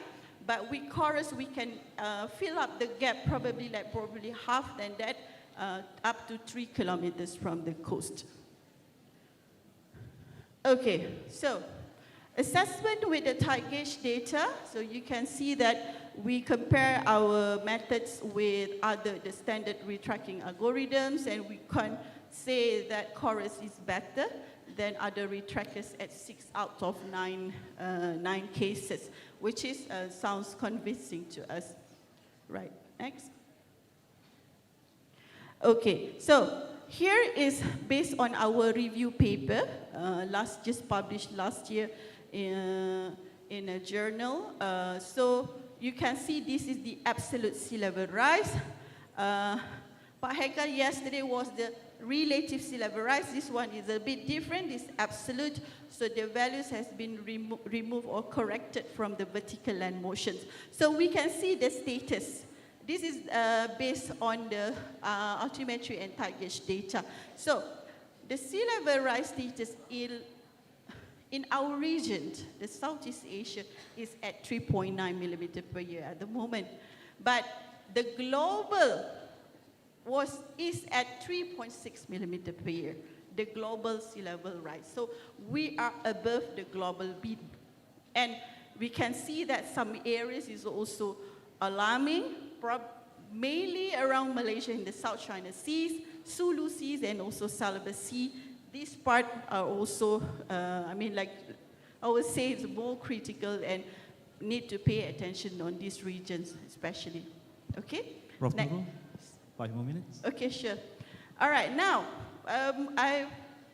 I think I've talked about the science, what have been done in terms of the, in UTM on the technical things. So let's have a look at the impact of the sea level rise in the coastal areas. And I took one example where the sea level rise is quite high in the Peninsular Malaysia, which is at the East Coast. East Coast is along Kelantan and Terengganu coastline. So these are some, the area that is also have a quite high reading in terms of the sea level rise. So you see that the sea level rise at the Chendering stations is around 3.6 millimeter per year. And the right side is the photos that we went to the field to see how destructive is the coastal in this area. So you can see it's being eroded, the roads is damaged, the vegetation lines collapse, mangroves also has a problem, they died, and you know. So this is how critical it is in Malaysia, because and we went to some kampong as well, where the kitchens is already actually very close to the shore. And during monsoons, half of the house is flooded. That is in the situations in the East Coast. Next. Right. So in Malaysia, we have the National Coastal Zone Physical Plan 2 and CZPP. And this is actually what we do nationally and also research based in the university. We are looking at how vulnerable is the coastal. So one of the methods that we use is based on the coastal vulnerability assessment. We identify the index. So the main goal is to identify the zonation at risk and possibly to measure the risk quantitatively. So this should provide the strategized planning on mitigations, things like that. Next. Okay, but it is not straightforward either, because there is so many variables to look at. Researchers say we need to consider geomorphology, some say we didn't have to, some say temperature is important, but some say we don't have to bother to, so it is complicated. But based in Malaysian case, what we do is we have the standard procedures, which is based on the National Coastal Zone Plans. Next. Right. I can skip this one next. Right. So I showed some examples that we did a shoreline changes using the remote sensing, where we get the data from 2000 to 2020. It is 20 years data, and we can see on the red lines there is the changes where erosion is severe. This area is particularly situated at Setiu, where mangrove areas is dominant. So the coastlines there is changing over 20 years. Next. Right, and then we can use the GIS system, the Geographical Information System, to account the changes annually or long-term changes, so that we can understand whether it's accretion, whether erosion is happening, and how severe is that. Next. And also coastal slope mapping, we use the GIS system. We use data from the global SRTM model, the digital model, and we map that using a GIS technique to map the coastal slope, because that is part of the important parameters for our CVI. Next. And wave height, this is the parameters that we obtain from altimetry, because we don't have wave height gauge anywhere in Malaysia except those that we have from the ADCP, but that is more on the research and it is very limited data. So altimetry is one of the options that we have. Yeah, and we validate that with the field works as well to see how good is that. But it is very critical, it is very somehow not a straightforward validations between altimetry and field wave height data, because it changed a lot over time. Next. Right, so this is the sum of the parameters that we use for our CVIs. And you can see that we rank that 1 to 5. 1 is a very low vulnerability and 5 is very high. And we can see who is the dominant variables there. So we see the red one is a very high. So in this area, coastal slopes, geomorphology, and sea level rise is part of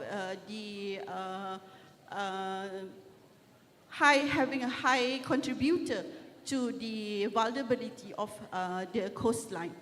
Next. And we use GIS again with multi-criteria analysis, the MCA, to gather all of these parameters that we gather to get only one index for the area. So this is some of the results over the region. So you can see that most of the area is moderately vulnerable, but in some areas it shows a high vulnerability with the rank number 5. So next.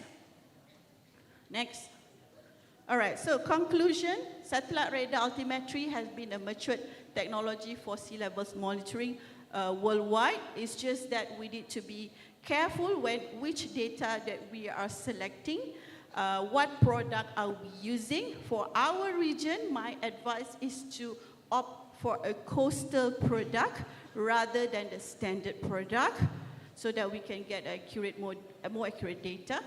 And then remote sensing data, both imaging and non-imaging, are powerful for monitoring the coastal changes and vulnerability for coastal management. And it is also powerful for climate resilient coastal management because of the accessibility.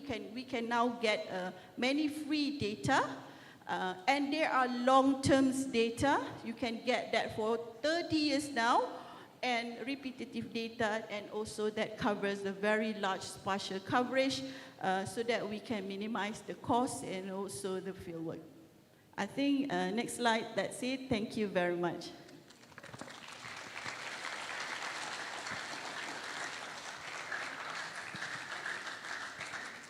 Thank you, Dr. Nurul. Please have a seat. So if I can summarize, the talks. I think it's very important that we know it's not that easy to work with the satellite, as mentioned by Prof. Nurul, that when the signal close to the shore, then they have problems. And we are very happy to see there is a lot of improvement that being brought by Prof. Nurul and the team with the CowRES, which is able to use machine learning and also the neural networks to improve the sea level rise detection close to the shore and filling the gap till 3 kilometers, 2 to 3 kilometers. This is very amazing. Yeah, and then also the coastal vulnerability index. I think Professor Irham also doing the coastal vulnerability index. We have some example also. We'll use the ecosystem as well to improve the index systems. And then to use the GIS to measure all these parameters. At the end, we can have this coastal vulnerability location, which is very important to have this climate resilience coastal management. So I think it's a very comprehensive talk. And then give a round of applause again for Professor Nurul. Now, I would like to ask the next speaker, Professor Ho Sang Kang. Please come to the stage.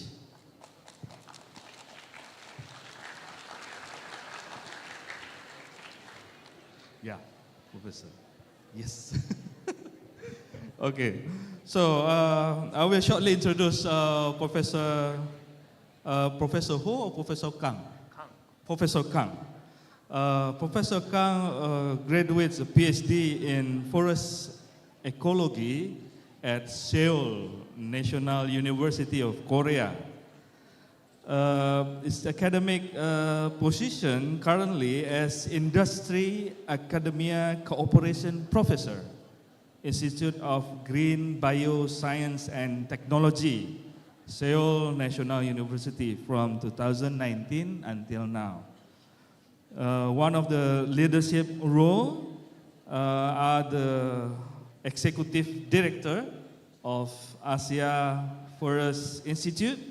I do believe that you ever visit us here in Jakarta and also meet with our faculty, with Prof. Irham and then Dr. Irma, related to the mangrove. Yeah.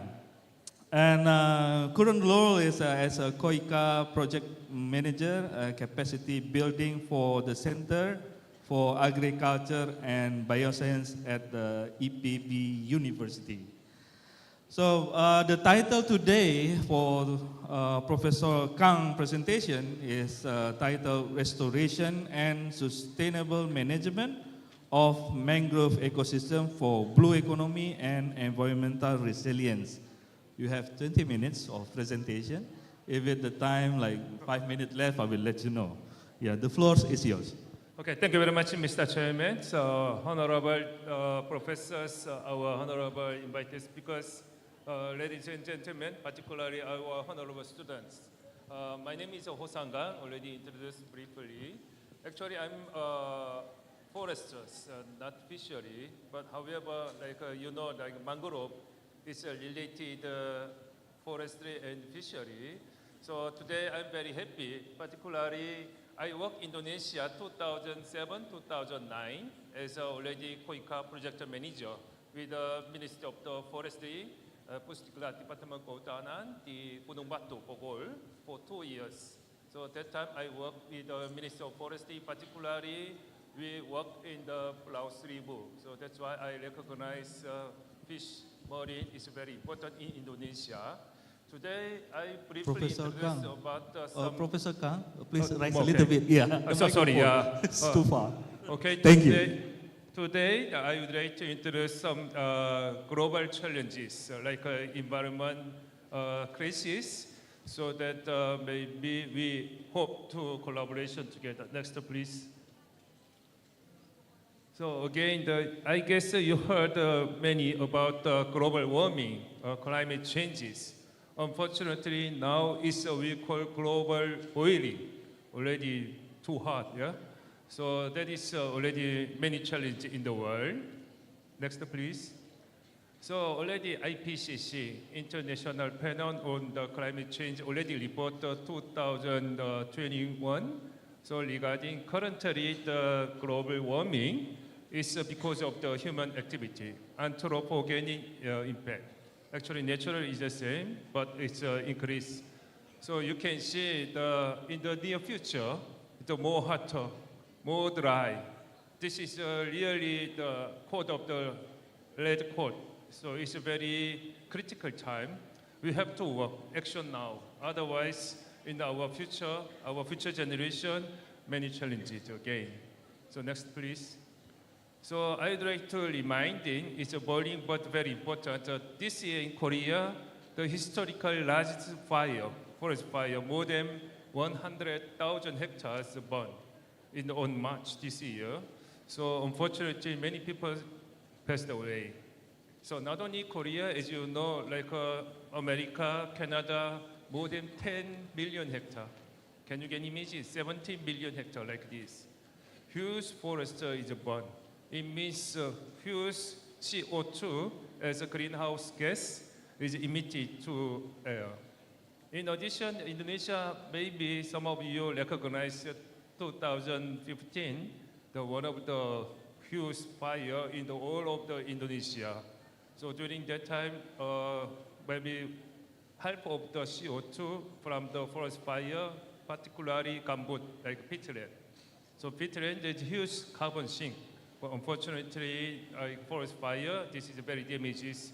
I guess you see many every day recognize like some the heat wave.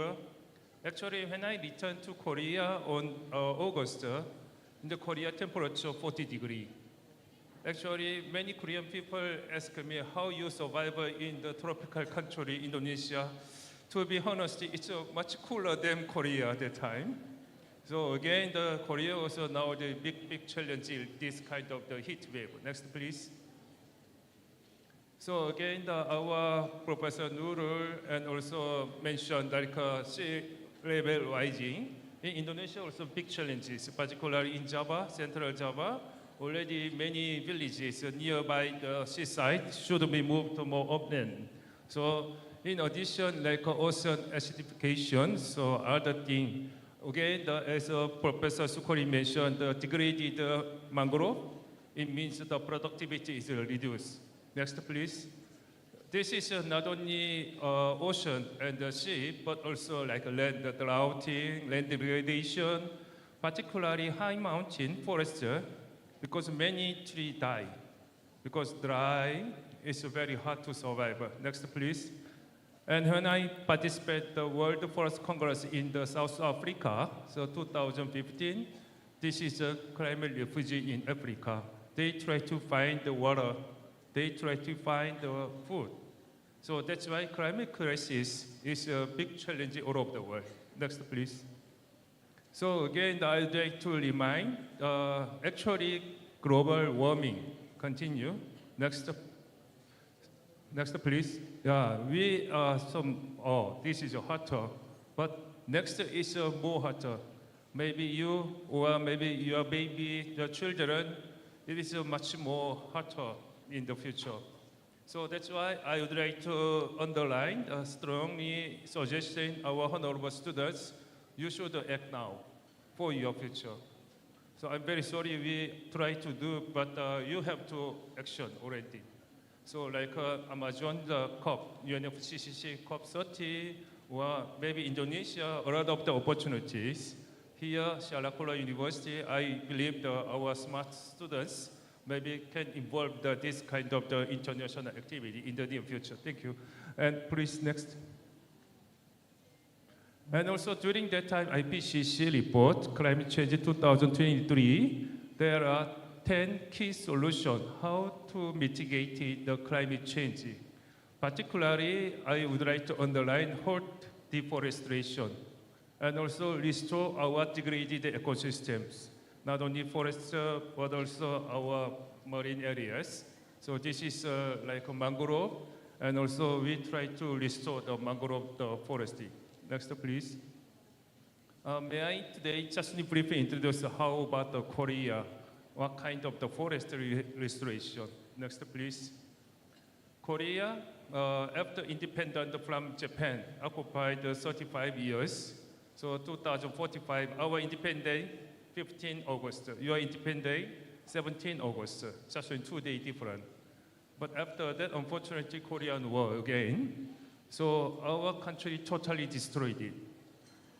Maybe all burned out. Korea was the most least developed country in the world. Very, very poor countries. Next, please. This is Seoul city. Can you see maybe no tree in the forestry? Next, please. And then during the rainy season, June, July, August, like rainy season, typhoon, this is a roof, all flooding.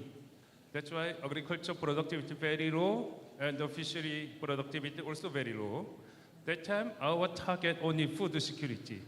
Our mothers, father waiting for the milk from the United Nations supporting. And this is a Seoul.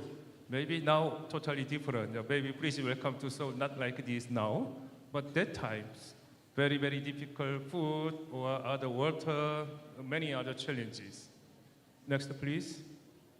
So that time the great effort, reforestation. So it is not easy to restore if the ecosystem degraded or destroyed it. To restore is not easy. Can you get imagine one by one? Satu orang satu pohon a long time ago. So and also the very steep.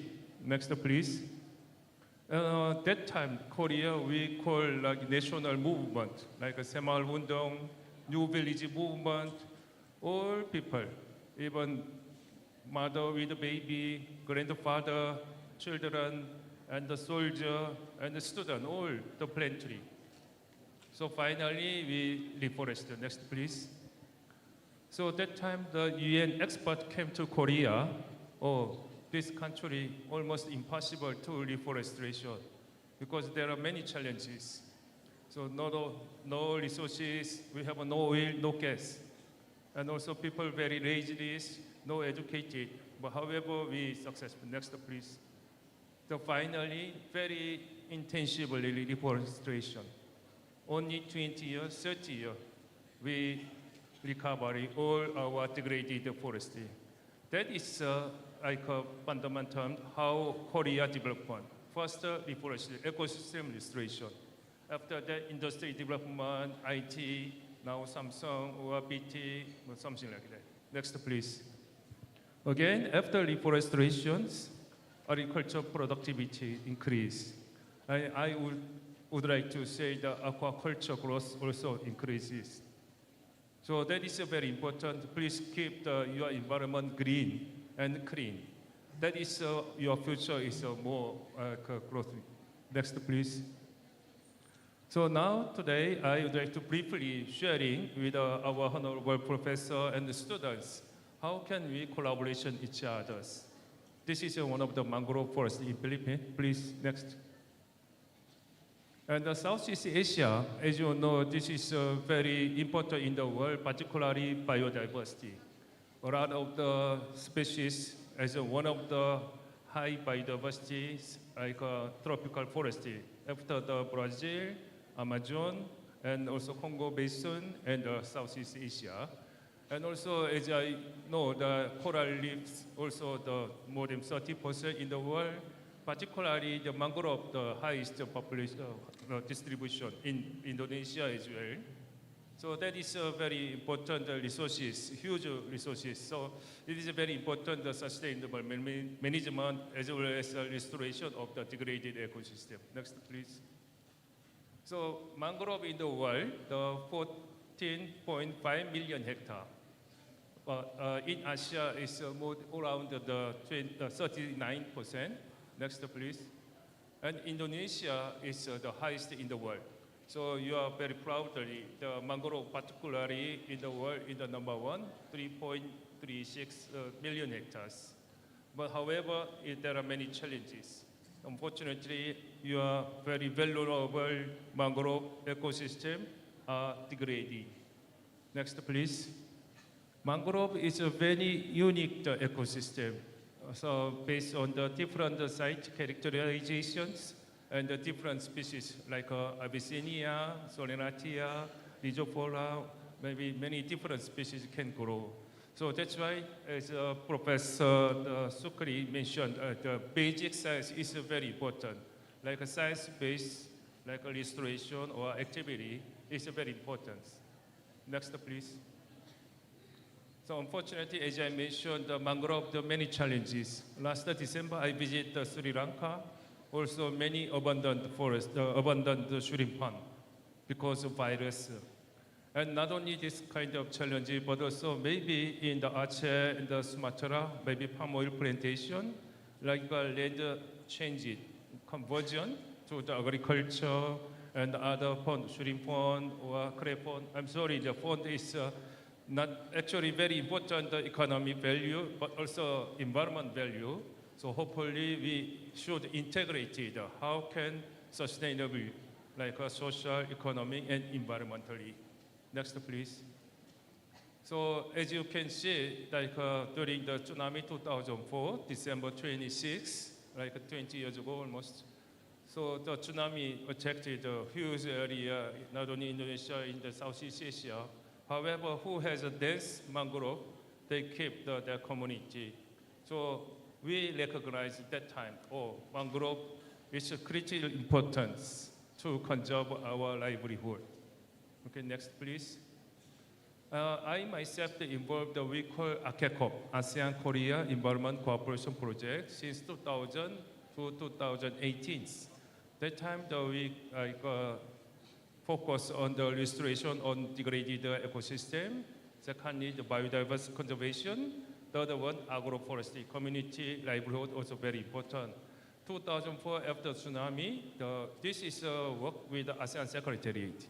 So ASEAN side suggested the mangrove included. That's why we work with the Philippines, like a whole, regarding the mangrove plantation.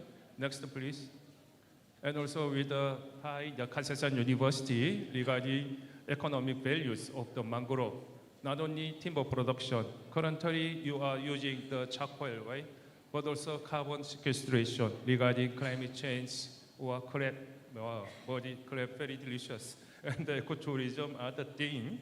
So we are more and more recognized, mangrove is very, very important for us.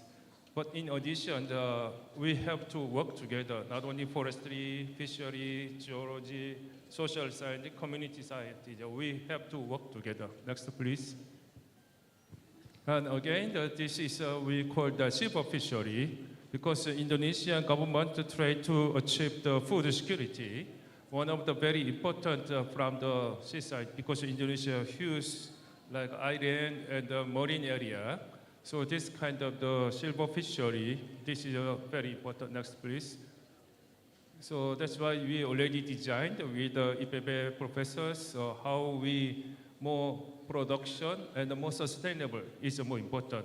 Such a high production and then the damage by virus and the cross abundant and move is not good. So we try to considering how we sustainable production of the shrimp or crab, other fishes. Next, please. That's why we shoot together and also some design.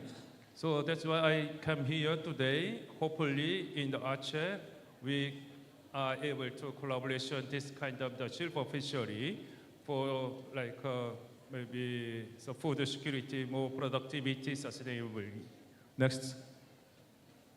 In addition, so I would like to underline about the blue carbon, because in the world now is a carbon credit is very important.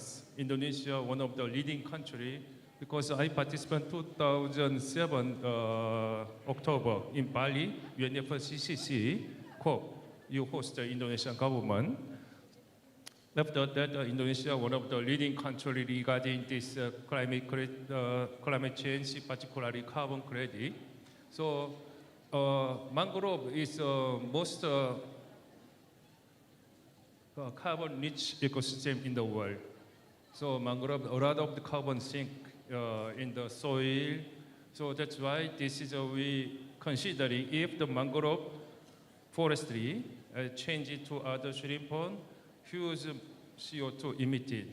So that's why how we conserve, how we maybe sequester carbon storage in the mangrove ecosystem. I already invited the Minister of Forestry and other Indonesian experts last year in Busan. We called the forest carbon session. So during that time that we discussed, in addition, last November in Mangalawarabati, Minister of Forestry as well. So we organized in the mangrove the international symposium.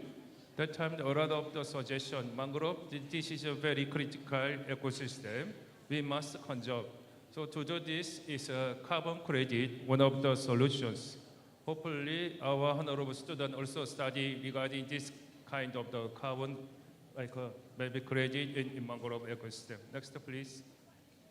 Again, in the future, maybe we currently we try to effort to reach the target we call the global goals, NDC, SDG, Sustainable Development Goals.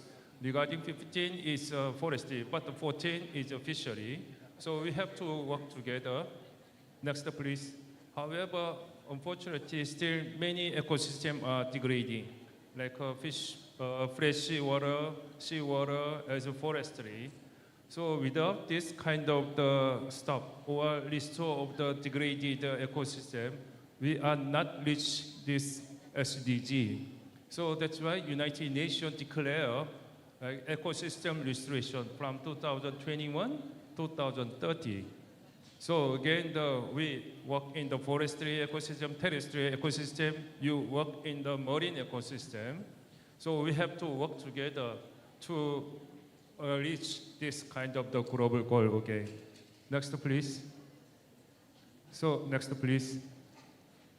And for future, so actually, I had a collaboration, I started the collaboration with the University of Chicago because our Honorable Papa, the lecturer last year visit to Korea. So that time we called the lecturer leadership program. So many lecturers from the National University from Indonesia, we share a lot of ideas. So hopefully we are able to develop a cooperative program or project in the near future. Hopefully our honorable student can come to Korea. We are able to more collaboration between the Indonesia and Korea. Next, please. Thank you very much for your kind attention. Terima kasih, Bapak.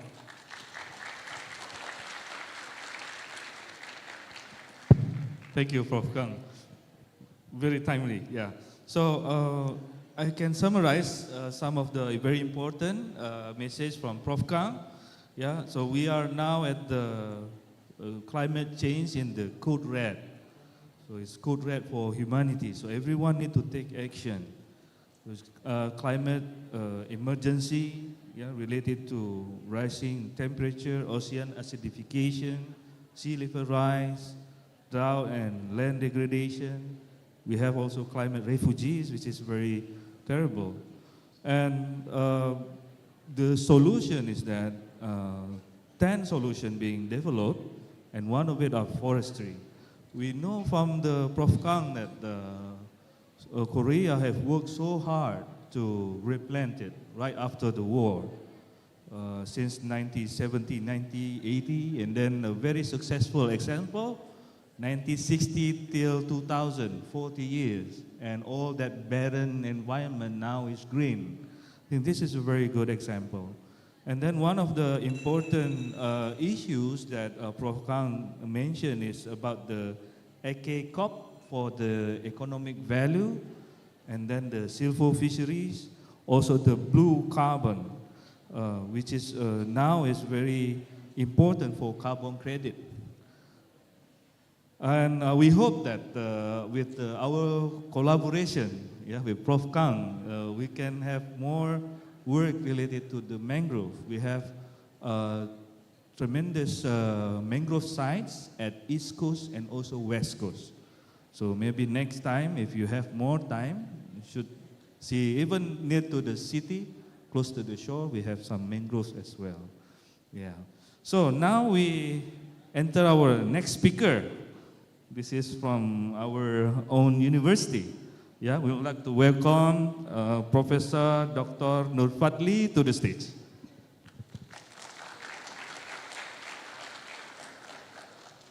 Yeah, before Pak Prof. Nur Fadli start the presentation, I will shortly introduce him.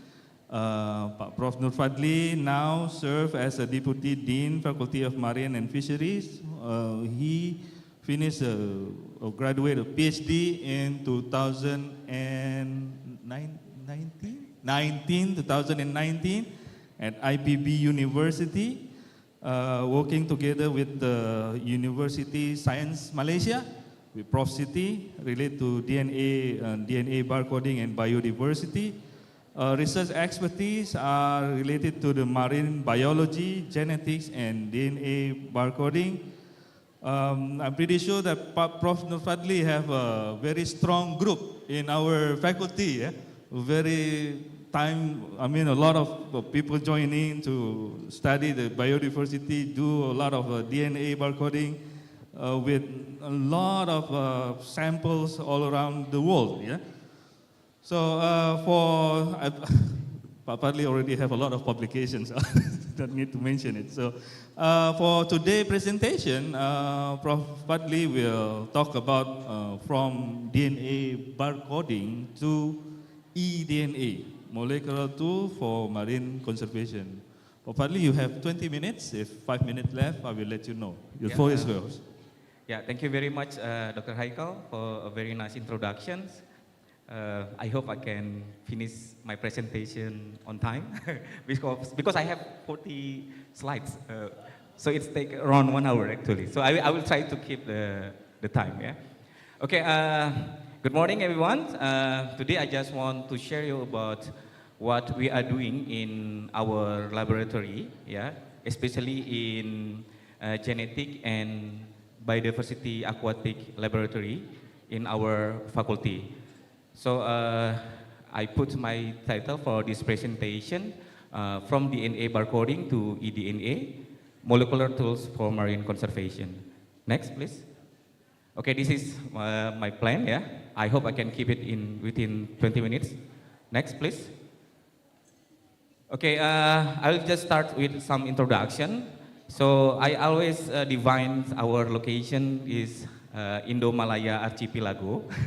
Sometimes some people use IPA, Indo-Philippine Archipelago, but I more prefer to use Indo-Malaya Archipelago because mostly I work in Indonesia and Malaysia. So this region actually is very rich, yeah, in marine biodiversity. So sometimes we also overlap with what we call it coral triangle. And then this area consists 25,000 islands, and it stretches 5,000 kilometers from the east to the west.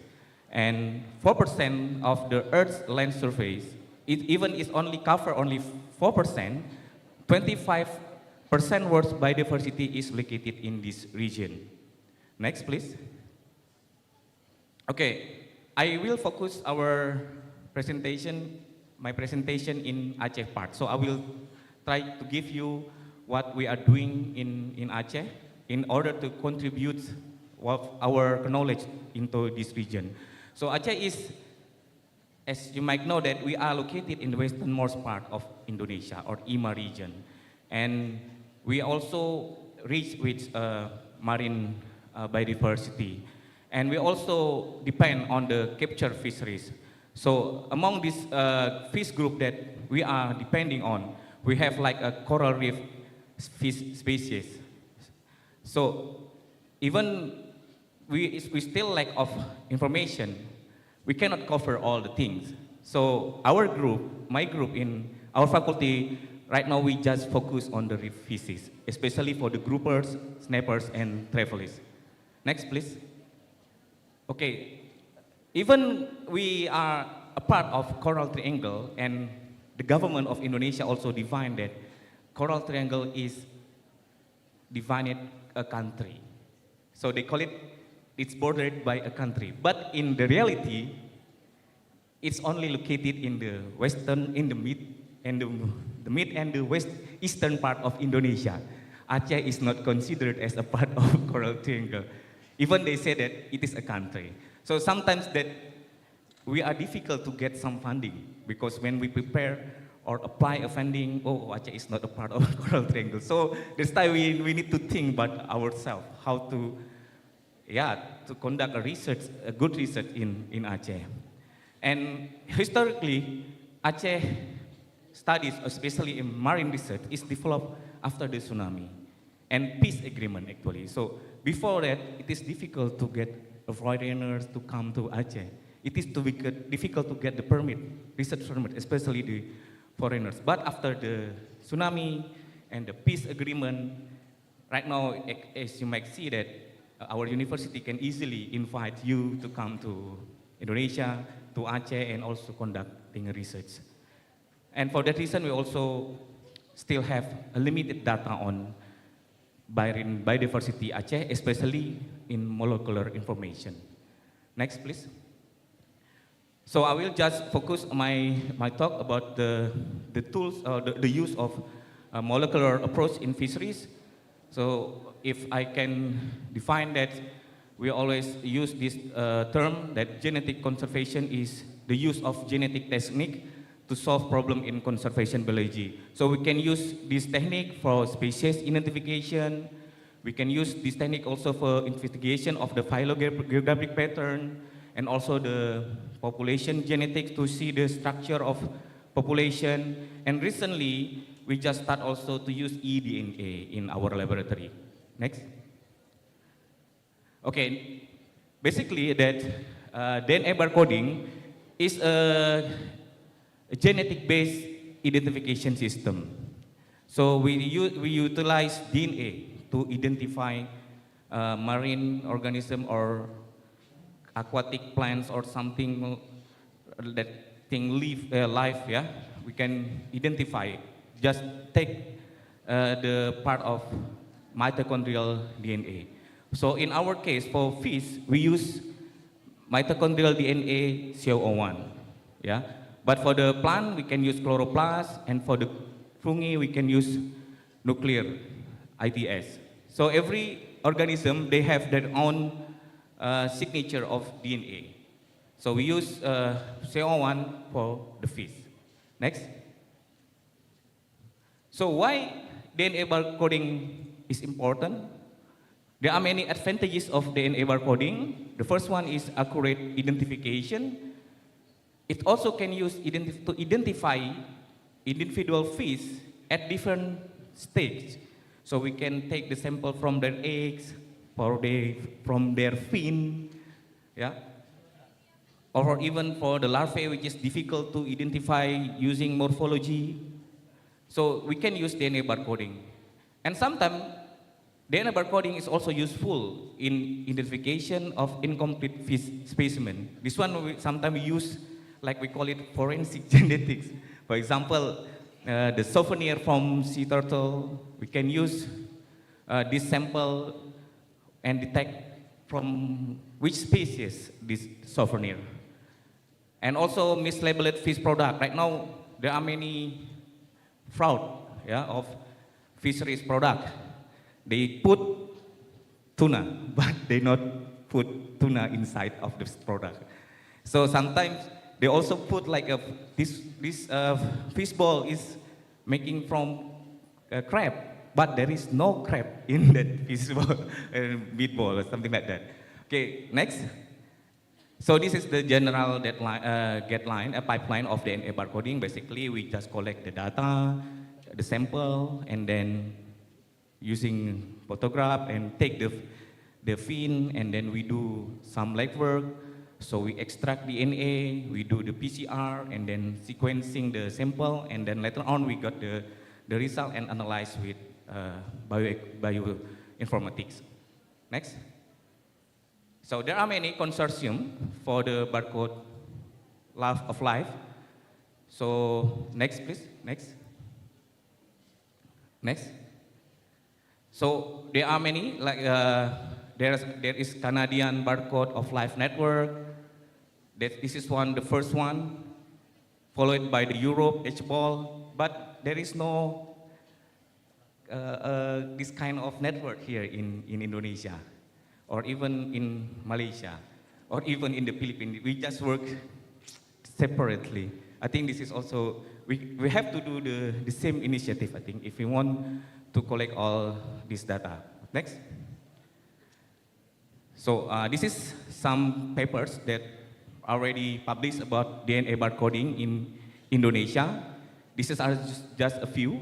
The list is growing because every month, every week we have papers about DNA barcoding in Indonesia. Even in our group, we just recently published about the DNA barcoding of fish at pit swamp, yeah? In Kuala Tripa, Rawa Tripa. So we just try to make this list growing. Next, please. So this is just the example that this is a part of my PhD. So I try to DNA barcode of commercially important reef species in Hue Island in the northern part of Aceh. So I successfully barcoded 72 reef species, and mostly dominated by Epinimelidae, the grouper, Scaridae, the parrotfish, Even this parrotfish is right now, they fish it. Even this fish is very important for coral reef, but because the number of species is decreasing right now in the ocean. Yeah. Next, please. And I also did some work for the focus on grouper, and we barcoded 26 grouper species, and we also found that some grouper species that sold in fish market of Aceh is already near threatened. Next, please. Okay, we start because we try to focus on grouper first. We just work with grouper for 3 until 5 years, yeah. So we try to visit some places that we never visited before, and then this species is the species is increasing. So right now we have around 35 commercially important grouper barcoded in Aceh. Next, please. Yeah, this we also do the DNA barcoding in Semelu and Banyak Island. Next, please. Interestingly, we found unique grouper species in Aceh. We have Epenipelus flavocarolus and Copalopolis polispila. So this one, I think, is the first report in Indonesia, because we just read in the paper. There is no statement that we have it in Indonesia, but this one actually we just found it in the fish market. So not go fishing in the ocean, just go to the fish market, and then we found something new. Okay, the first report of Cephalus polispila in Indonesia. Next, please. We do and move to the different group of species. This one is for snappers. Next, please. And we also found some unique species in Aceh, Lutjanus bengalensis and Lutjanus santopinis. Yeah, again, this is the first record in Indonesia. So every time we visited a fish market, and then we can claim, okay, this is the first record of fish in Indonesia. Next. Yeah, this one is also, I think, from the project last year. And this is also for charangide, yeah, ikan kue or ikan rambu. And interestingly, we found one species that unrecognized in gene bank or a BOLD database. It's only charang XP. We also don't know what species is this. So I think probably new species maybe, but it takes time to describe, yeah. But I think we will more work for the species. This one we found in Singkil, in the west coast of Aceh, yeah, near Pulau Banyak. Next. Yeah, we also do some project for the sharks and rays, because Aceh is also known for the shark and rays fishing, and we hope that we can also have the database. And right now so far we have 14 of shark and rays species recorded in Aceh, but I think the number will be increased. Next, please. We also use this genetic database and combine with morphology for some species that we cannot distinctly identified of this species. For example, the Lutjanus bengalensis and Lutjanus casmira, they are looks very similar. And if we see from the morphology data, their morphology is overlap. So if you just use morphology data, there only one, you can consider there is only one species. But actually, when we do the genetics, they are separately gen. So we can combine this kind of methodology to make this our conclusion is better, to have the best idea what kind of species is this. Next. Yeah, we also do the same thing for the grouper. Next. And also for the parrotfish. This parrotfish is also challenging because they change their color in a certain age. So in some time, every species, they have different appearance, female and male. So it is more challenging to identify this species. Next, please. Yeah, after we have this barcoding data, we can play around our data with data that already submitted to GenBank or BOLT. So we can see the pattern, how they, what we call it is phylogeography, how they pattern of their population. So we can use our data from Aceh and then try to combine this data to everywhere or the data available in GenBank. For example, for this study, I used 5 grouper species. And then interestingly that we found that Epinephelus aerolatus or kerapu bandi in Bahasa, it's separated into 2 clades, into 2 populations in Indonesia. One population is located in Aceh, and different population is located in the mid and the eastern part of Indonesia. Next, please. Next, please. So because of this phylogeography data, I choose Epinephelus aerolatus as an object for my population genetic study. So I wonder what's happened to this species, why they are separate into 2 populations. Next, please.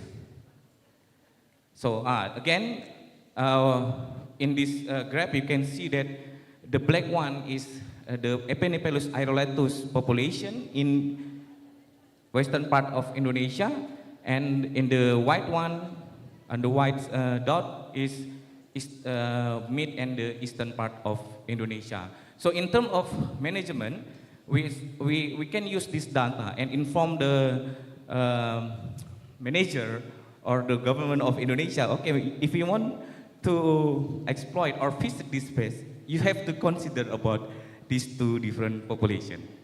Next. 5 okay, minutes. and then 5 minutes. this is the last one. Yeah, I think I talk about environmental DNA. So my last part. So actually, it is different from DNA barcoding. In the DNA barcoding, we take the sample and collect the sample from the organism. But for eDNA, we just collect the water. So we filter the water, and then we can see what species are there in the water. We have some initiation. Next, please. Again, please. Next. So we have an initiation because this is a relatively new technology in Indonesia. I think it's just developed 5 years ago. So we try to utilize this data and we initiate some cooperation with other university in Indonesia. They just collect the water and then send it to the lab. Now for this one, it's already published in 2022 about decapod or crustaceans. And we found that, again, the most genera and species were identified in West region. So actually, our region, in the West region, is very, very important in terms of marine diversity. So that's why we argue for that coral triangle. They miss something. They miss Aceh because they just consider about east and eastern part of Indonesia, Raja Empat, Wakatobi or something like that. They should also help us here in Aceh. And they put some money to conduct some research. Next, please. This is just a new initiative for this year. We have a research collaboration Indonesia. So we just started 2 months ago. So we collect some samples from Sumatra and Java and also Sulawesi. And we hope at the end of this year we can see something, because for this research we just focus on reef species. So, of course, why we cannot work alone. So that's why we also ask or invite other universities to collaborate for this initiative. We work with Universitas Sriwijaya. We also work with Universitas Hasanuddin, IPB Bogor, Diponegoro, dan recently we also invite University of Bengkulu. And for our foreigner, we work with Wakayama College at Japan University. Next. So So this is some of documentation, what we did. And we also, next please. We also try to ask more students, more lecturers to get involved in our lab. So we also provide some tutorial video in our channel YouTube. So for the one or the students, you should subscribe, yeah, our channel, yeah, and watch, because we provide some tutorial for how to extract DNA, how to sterilize the laboratory equipment, yeah, to preserve sample and so on. And we hope that in the future, more lecturers, more students wants to join and learn about genetics. I think because of the time, I should stop, Pak Eka. Thank you very much. Assalamualaikum warahmatullahi wabarakatuh. Warahmatullahi wabarakatuh. We have very good talk from Prof. Fadli, yeah, if I can summarize, yeah. So in Indo-Malaya archipelago, yeah, 25% of the biodiversity actually came from this region. And then still very limited biodiversity data for these very important areas. And then from the traditional approach, from the molecular approach, we still need to work. However, there is new approach just only to collect water samples, and then we already know that what kind of species.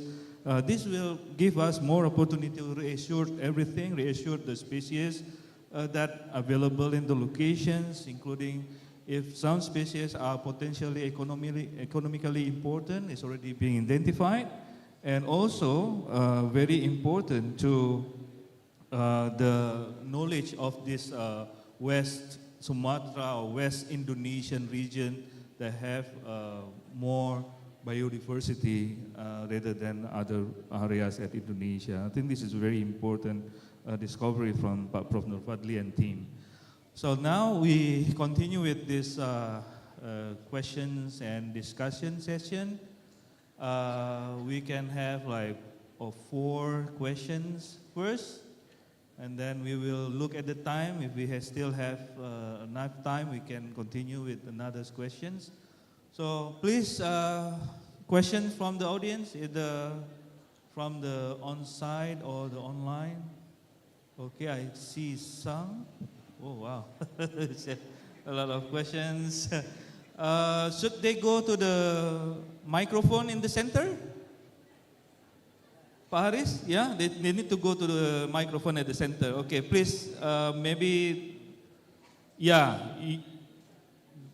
Okay, that one, yeah, you, okay. Okay, yeah, you go ahead, and then we call for another. If you have question in Bahasa, no need to worry, I will write it down and then I will translate to English, yeah. Go ahead, please state your name, and then which department if you want, and then to whom you address the questions. Disampaikan namanya, ya, dari fakultas apa, kemudian ditujukan ke siapa pertanyaannya. Oke, ya silakan. Baik, assalamualaikum warahmatullahi wabarakatuh. Assalamualaikum. Before I ask, I allow introduce myself. Okay, my name is Muhammad Ragil Sardi, and I'm from Aquaculture Department or Major Aquaculture. Okay, Mister, I want to ask to Mr. Sukri Haji Sameh from Thailand, Mister. Okay, Mister. Just now, in mud crab aquaculture in Thailand, you mentioned the use of RAS, or recirculating aquaculture system, and IMTA, integrated multi-trophic aquaculture. To what extent can these technologies be applied at the small-scale farmer level in Southeast Asia, particularly in Indonesia? Okay, Mister, I repeat second more. In mud crab aquaculture in use of RAS, in mud crab aquaculture in Thailand, you mentioned the use of RAS, or recirculating aquaculture system, and IMTA, integrated multi-trophic aquaculture. To what extent can these technologies be applied at the small-scale farmer level in Southeast Asia, particularly in Indonesia, Mister? Okay, thank you. Thank you, Raja. Okay. Muhammad Ragil Sardi. Muhammad Ragil Sardi. Akil. Ragil. Ragil, okay, I thought it's Raja, okay. Ragil, okay. Okay, Ragil, yeah, thank you. And then, okay, that one, she's first, okay, you? Yeah, yes, you, yeah, go. Please say your name and then to whom the question you will address. Okay, thank you so much for the opportunity. Assalamualaikum warahmatullahi wabarakatuh. First of all, let me introduce myself. My name is Winda Aulia, and I am from Marine and Fisheries Faculty. And I would like to ask some question for Professor Hong Song Kang. So my question is, we know that mangrove restoration is often challenged by land conservation into ponds and settlements. From your experience, Professor Hong Song Kang, what are the most practical strategies that young researchers like me and local communities can adopt to make rehabilitation effort more successful in Asia country? So thank you for the opportunity and everything. Assalamualaikum warahmatullahi wabarakatuh. Waalaikumsalam warahmatullahi wabarakatuh. Thank you, Winda. You get the questions right, Prof. Kang? Okay, yeah. Okay, yeah, no, not you, but behind. Yeah, he's the first one. Okay, got it, yeah. No, not you, that one for way behind. Yeah, he's the first one, I'm sorry. Yeah, okay.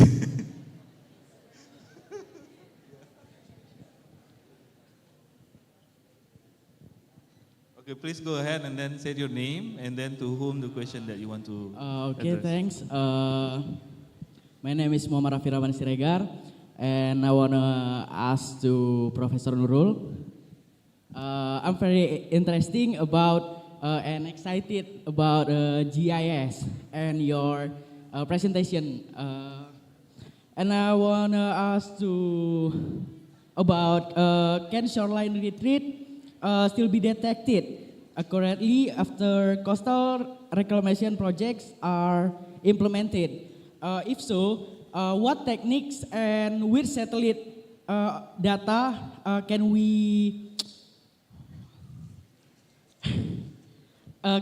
use to most efficient and effective to we use? Thanks. So, Rafi, a good question. So I will repeat what you said. Rafi asked about he's very much interested in GIS. And then when there is a shoreline changes or shoreline projects, and then such as restorations or some, some coastal constructions, and how we can use the satellite data, what type of the satellite, what type of data to measure the changes. So this is the non-conventional changes because of the natural factor, but this is the anthropogenic introduced changes. Yeah. Thank you, Rafi. Okay. Thank you. We have one more chance. Okay. So the one that big tap the hand. Yeah. Yeah, please. Yeah. Please say your name and then to who questions that you want to ask. Thanks for the attention. Thanks for the opportunity. My name is Siti Khalisa Umaira. I'm from Marine Science and Fisheries Faculty of Universitas Syah Kuala. So I want to ask to Professor So Hong Kang. The question is, you highlight silvofishery as a potential model for food security and sustainability, right? So, in your view, how can small-scale fishers and farmers be encouraged to adopt this system, considering their limit, resource, and knowledge? So, thank you. Do you get the questions? No, okay. So, Siti asked about the silver fisheries related to food security. And then I missed the last part, Siti. I missed it too. Can you go again to the front? I'm really sorry.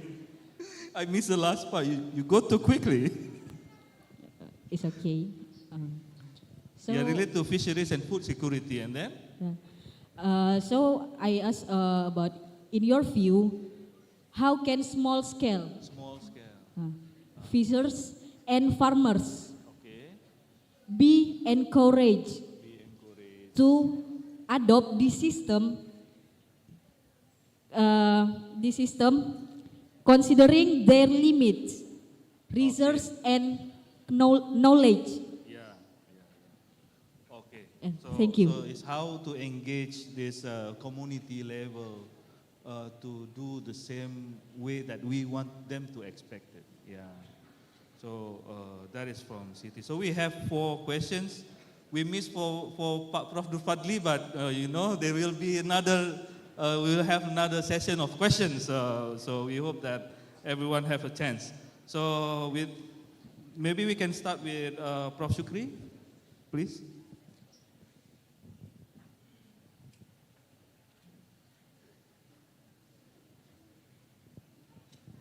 This, okay.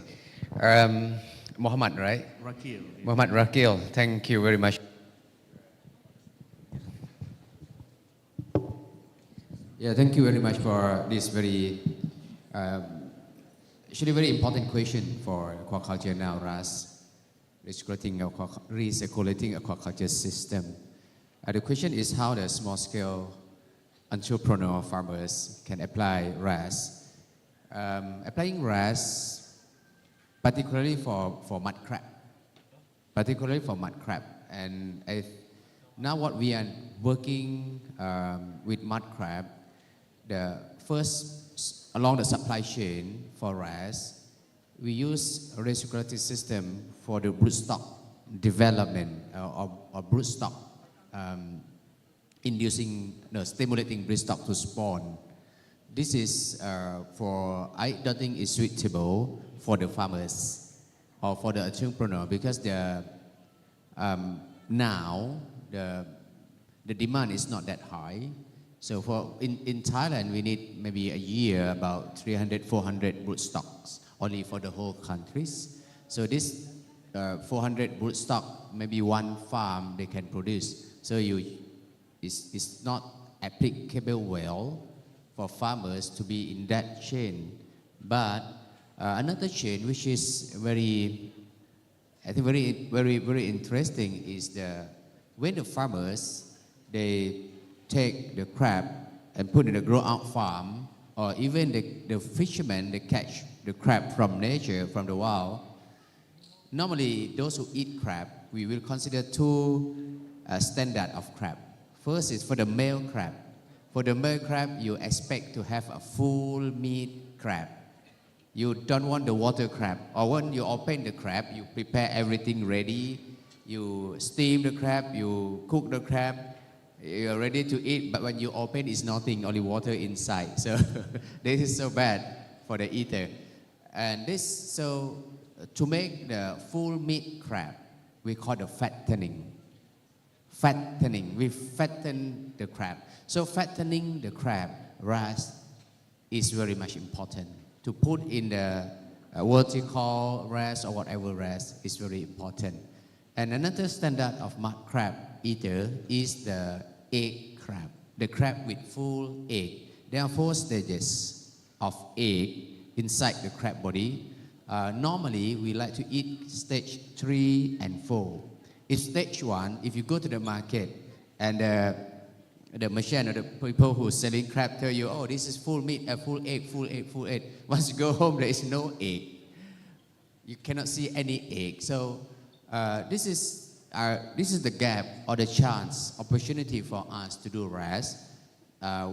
We are working with farmers. For the small-scale farmer, they are having we call the condominium, or the vertical RAS, by collecting or buying the crab with egg of stage 1 or two, and we put in the RAS system for a month, normally for 1 month, and then the egg will become full egg. So the price is different. It's double the price normally, and double the weight as well. But to practice RAS or to run RAS, you need a very good skill, technology skill to maintain your water quality. But RAS does not work well with culturing the crab. So if you want to culture the crab from seed and become big crab, it's not very good, successful yet. It's challenging for research still. So in the research level, it's very interesting to culture the crab in RAS, but for commercialize or for farmers, just fattening. This is my experience from crab. Thank you.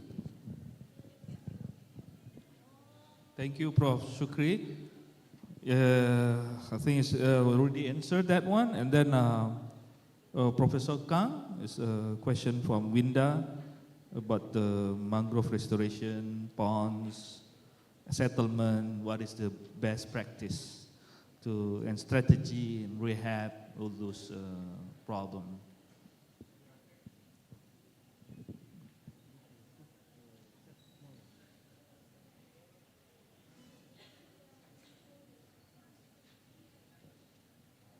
Thank you very much for your questions. Again, to be honest, Korea, we have no mangrove. That's why we have no mangrove export. Korea, no mangrove, yeah? That's why I try to learn actually from you. Here is the hometown of the mangrove, so why ask me? But anyway, our honorable student asked, again, based on I'm a forester, so how maybe we recognize mangrove is very important. So how we restore? Again, after degradation, it's very hard to restore because mangrove is very unique ecosystem. But I would like to first underline the government initiative because without the government supports, it's very hard because huge area and great efforts. So sustainable maintenance, other thing. But very fortunately, Indonesia already PRG and BRGM, yeah? Peat Land and Mangrove Restoration Agency. So already Indonesia again the G20 meeting in Bali. So they all president plantation of mangrove. It means Indonesia government great support to mangrove. In addition, Minister of Forestry this year February established new directorate mangrove. So in this regard, maybe government support a lot. But I also very important thing is the science technology. So without the scientific based solution, it's very hard. Even though you planted, the plant die is not good successful. So that's why particularly the nursery, how we produce good seedling to plant the restoration. In addition, we have to recognize the site characteristics as even rules like remote sensing, GIS, as well as drone. You have to identify, oh, this is a suitable for mangrove, this is a suitable swamp or other, very different. But even not suitable for mangrove, you plant it, it's not so successful, okay? So that kind of some science technology, particularly, as I know, Indonesia already developed many methods for plantation, like group plantation, because mangrove is very hard, many waves, other things, even sediment, so sometimes they wash out. So that is also challenges, the scientific technology. But I would like to underline the last, the most important thing is community engagement. Without local community, actually never success, sorry.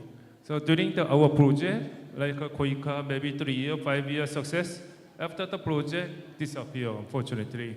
So that is one of the very important things. You have to enhance the capacity of the local community. They should recognize the benefit of the mangrove. Okay, the muddy crab or other shrimp, other fish, as well as charcoal, even sustainable management is good. So local community they recognize. So that is a very important thing. So local community, and also it's a related next question also, like a small scale local community, how they do.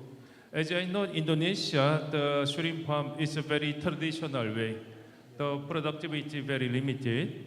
So that's why we try to set up the new silver fishery technology.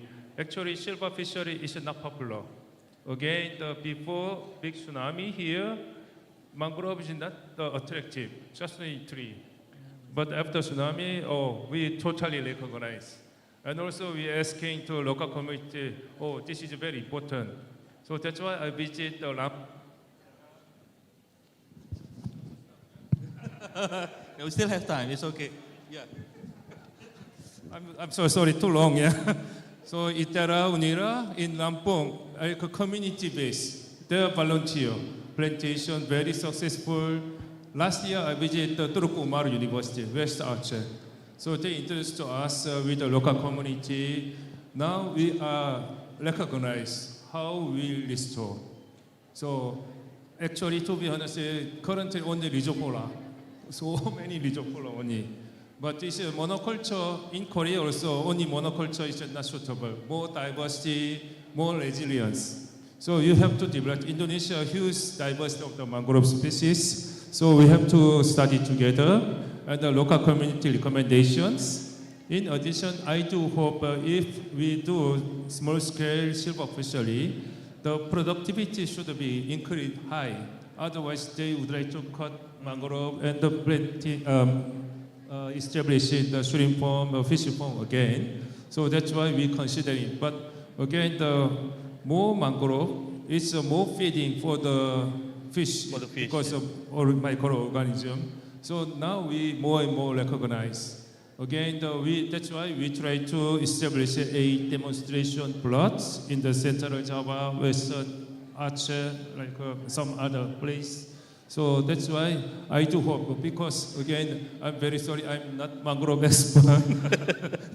But based on my experience, I visit in the Surabaya or many places in mangrove, so learn. So again, thank you very much for your question to our honorable student. Thank you very much. Thank you, Prof. Kang. So this is already answered question from Siti as well about the silver fisheries. Thank you, Prof. Kang. So we have the last question, I think, from Rafi, about the GIS, the shoreline, and then the changes of the anthropogenic introductions. Please, Prof. Nurul. Okay, thank you so much, Rafi, for asking the questions. Did you attend the guest lecture yesterday? Yes. Yeah. Okay, because I remember his face, so he is asking another question. So it seems that he really interested on the shorelines, because we've been debating about it yesterday. Yeah. By the way, if we are using satellite data, you was asking which data. First of all, when we are studying the changes, it means that we require data for a very long time. And if so, you know that there are many satellites that have been there. The longest one I think that we can get for free, the best is free, is from the Landsat data. That is available from 1972 until now. But you will see different missions, different technology. It's from the Landsat 1 until now Landsat 8. So they have a continuous missions. So when we are looking at the changes, the key is to have a data for a very long time. And once we get the data, you can reprocess using any digital image processing techniques or classifications, or even the clustering techniques to delineate the border, the boundary between land and oceans. Of course, for research or for extraction, there are various techniques out there that you can give a try. And about coastline, detecting coastline that is after restorations, for example, I can give one example that we did in Johor Strait, where close to Johor there is one area that we restored the mangrove area because we develop, we do some land reclamation. Yep. Yeah. And we develop a forest city there. So actually we create about 5 islands, and this is with China. And we developed the apartments, and the intention was to sell it to Singapore and also people from China. So this is a very mega project in Johor Bahru. So yes, we can detect, of course, because with remote sensing, whatever is seen in terms of the changes, it can detect that, it can see. Be it erosions, erosion means that the land decreasing, we lost the land, or the land is being expanded, or we call it accretions. Because erosion and accretions is actually a process, a natural process. You might see that for a shorter terms, land might be eroded. But during another season, like in Terengganu, for example, that is facing South China Sea, you will see that the sand will jump it back. I mean, like during the northeast monsoon, it's a strong monsoon, then it will bring all the sands and do the lots of erosions over the coastals. But for another season, then it will bring back the sand and dump it back. So this is what you can foresee for the long-term series data, and just have a look at any digital image processing through QGIS, which is open source. Open source software. That made available there. Thank you. Thank you, Prof. Nurul. We are very limited in time, but we can have one more final questions. The one on the top, you okay? Please, take your time. It's okay. Don't get rushed. Okay, just say your name and then to who the questions that you want to address.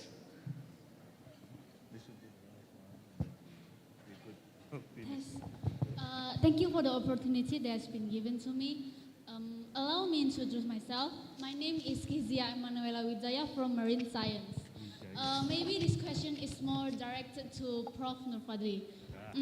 How can molecular tools like eDNA be practically integrated into marine conservation policies, especially in our regions with limited resources or developing countries? So how this eDNA being used in the limited resource country? Because you know you need to have this is it expensive technology or?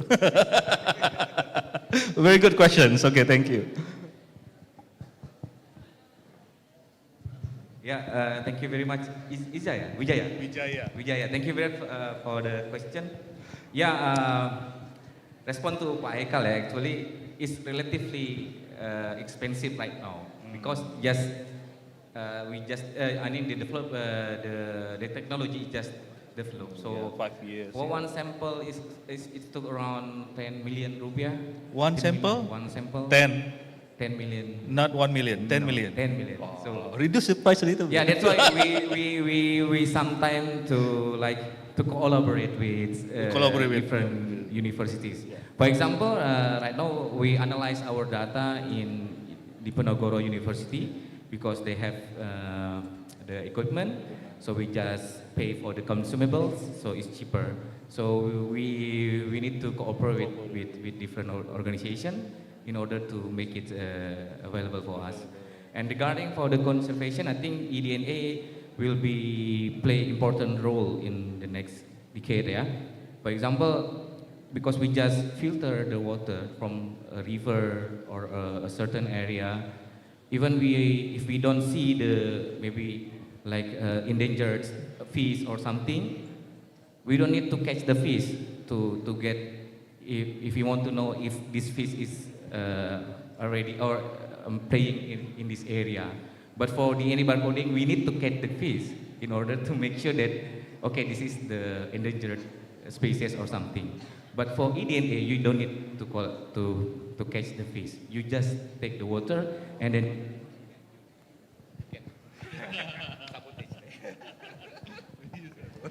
and then you can make sure that this fish is live in this river. So I think this technology will less harmful for the. Okay, please, Prof. Kang. Thank you very much, Mr. Chairman.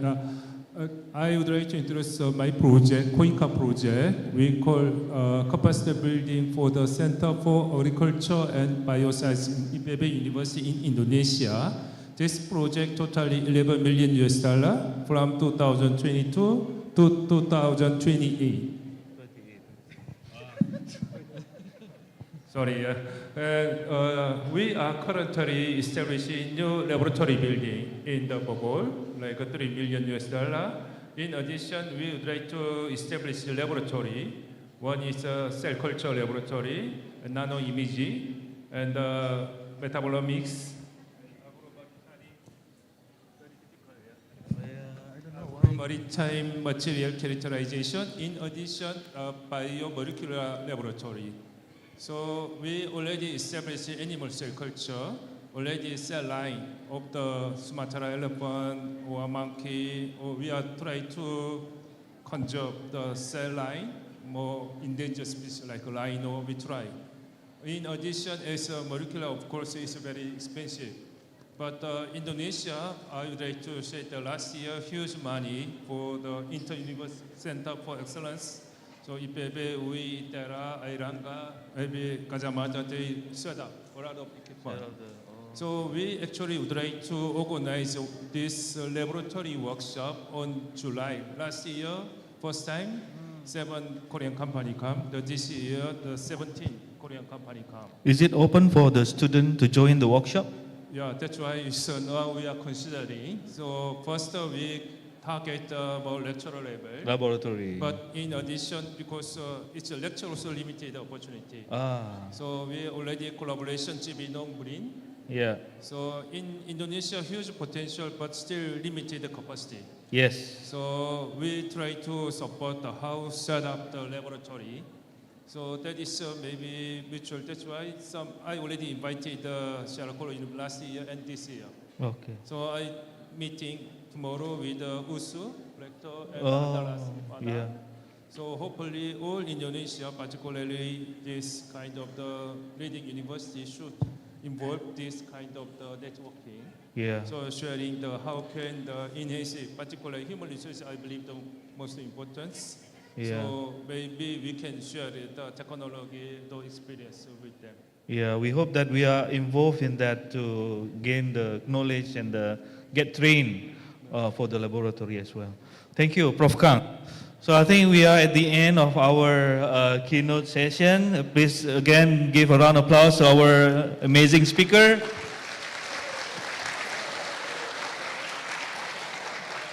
By this, I'm as a moderator, there is a lot of shortcoming from me when I lead these sessions. I would like to apologize.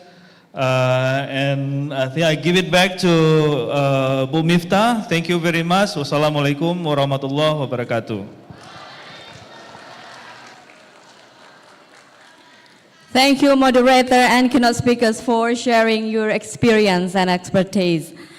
Ladies and gentlemen, coming up next, presenting certificate and token of appreciation to keynote speakers, on-site invited speakers, and also moderator. For that, kindly be requested on-site invited speakers, Dr. Kai Hiniso from College of Micronesia FSM and Dr. Irma Dewiantri from Universitas Syah Kuala to come back to the stage. And the token of appreciation will be given by Teguh Haris Iqbal PhD, the Conference Director of ICFAES 2025.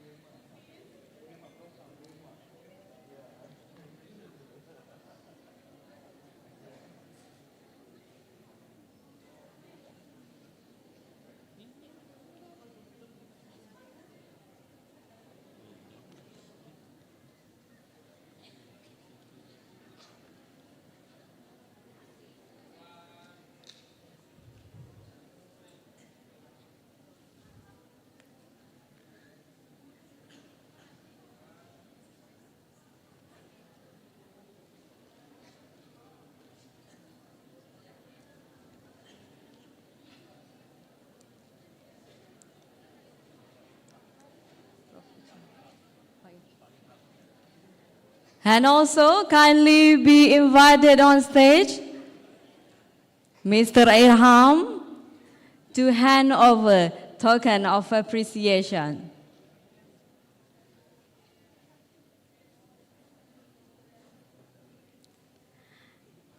And also Mr. Muhammadar.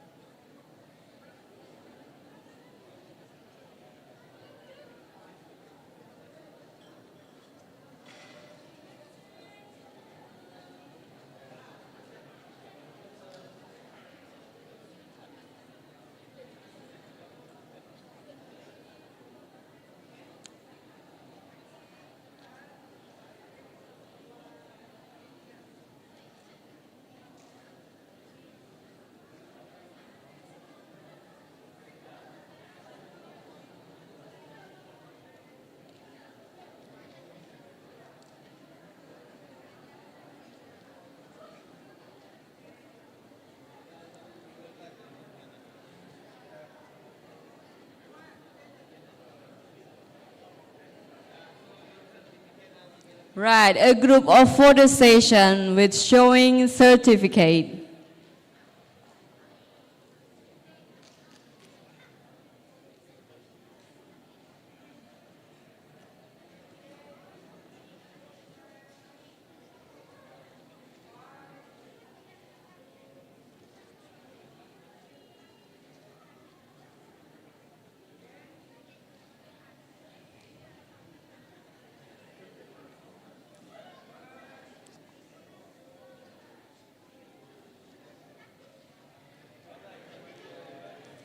Thank you, everyone, and you may take your seat now.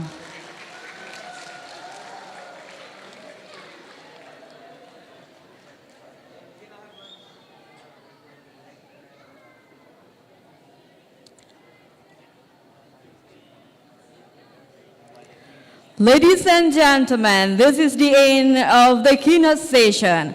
Before proceeding to the next program, everyone is invited for lunch and zuhur break. Wabillahi taufiq wal hidayah. Wassalamualaikum warahmatullahi wabarakatuh.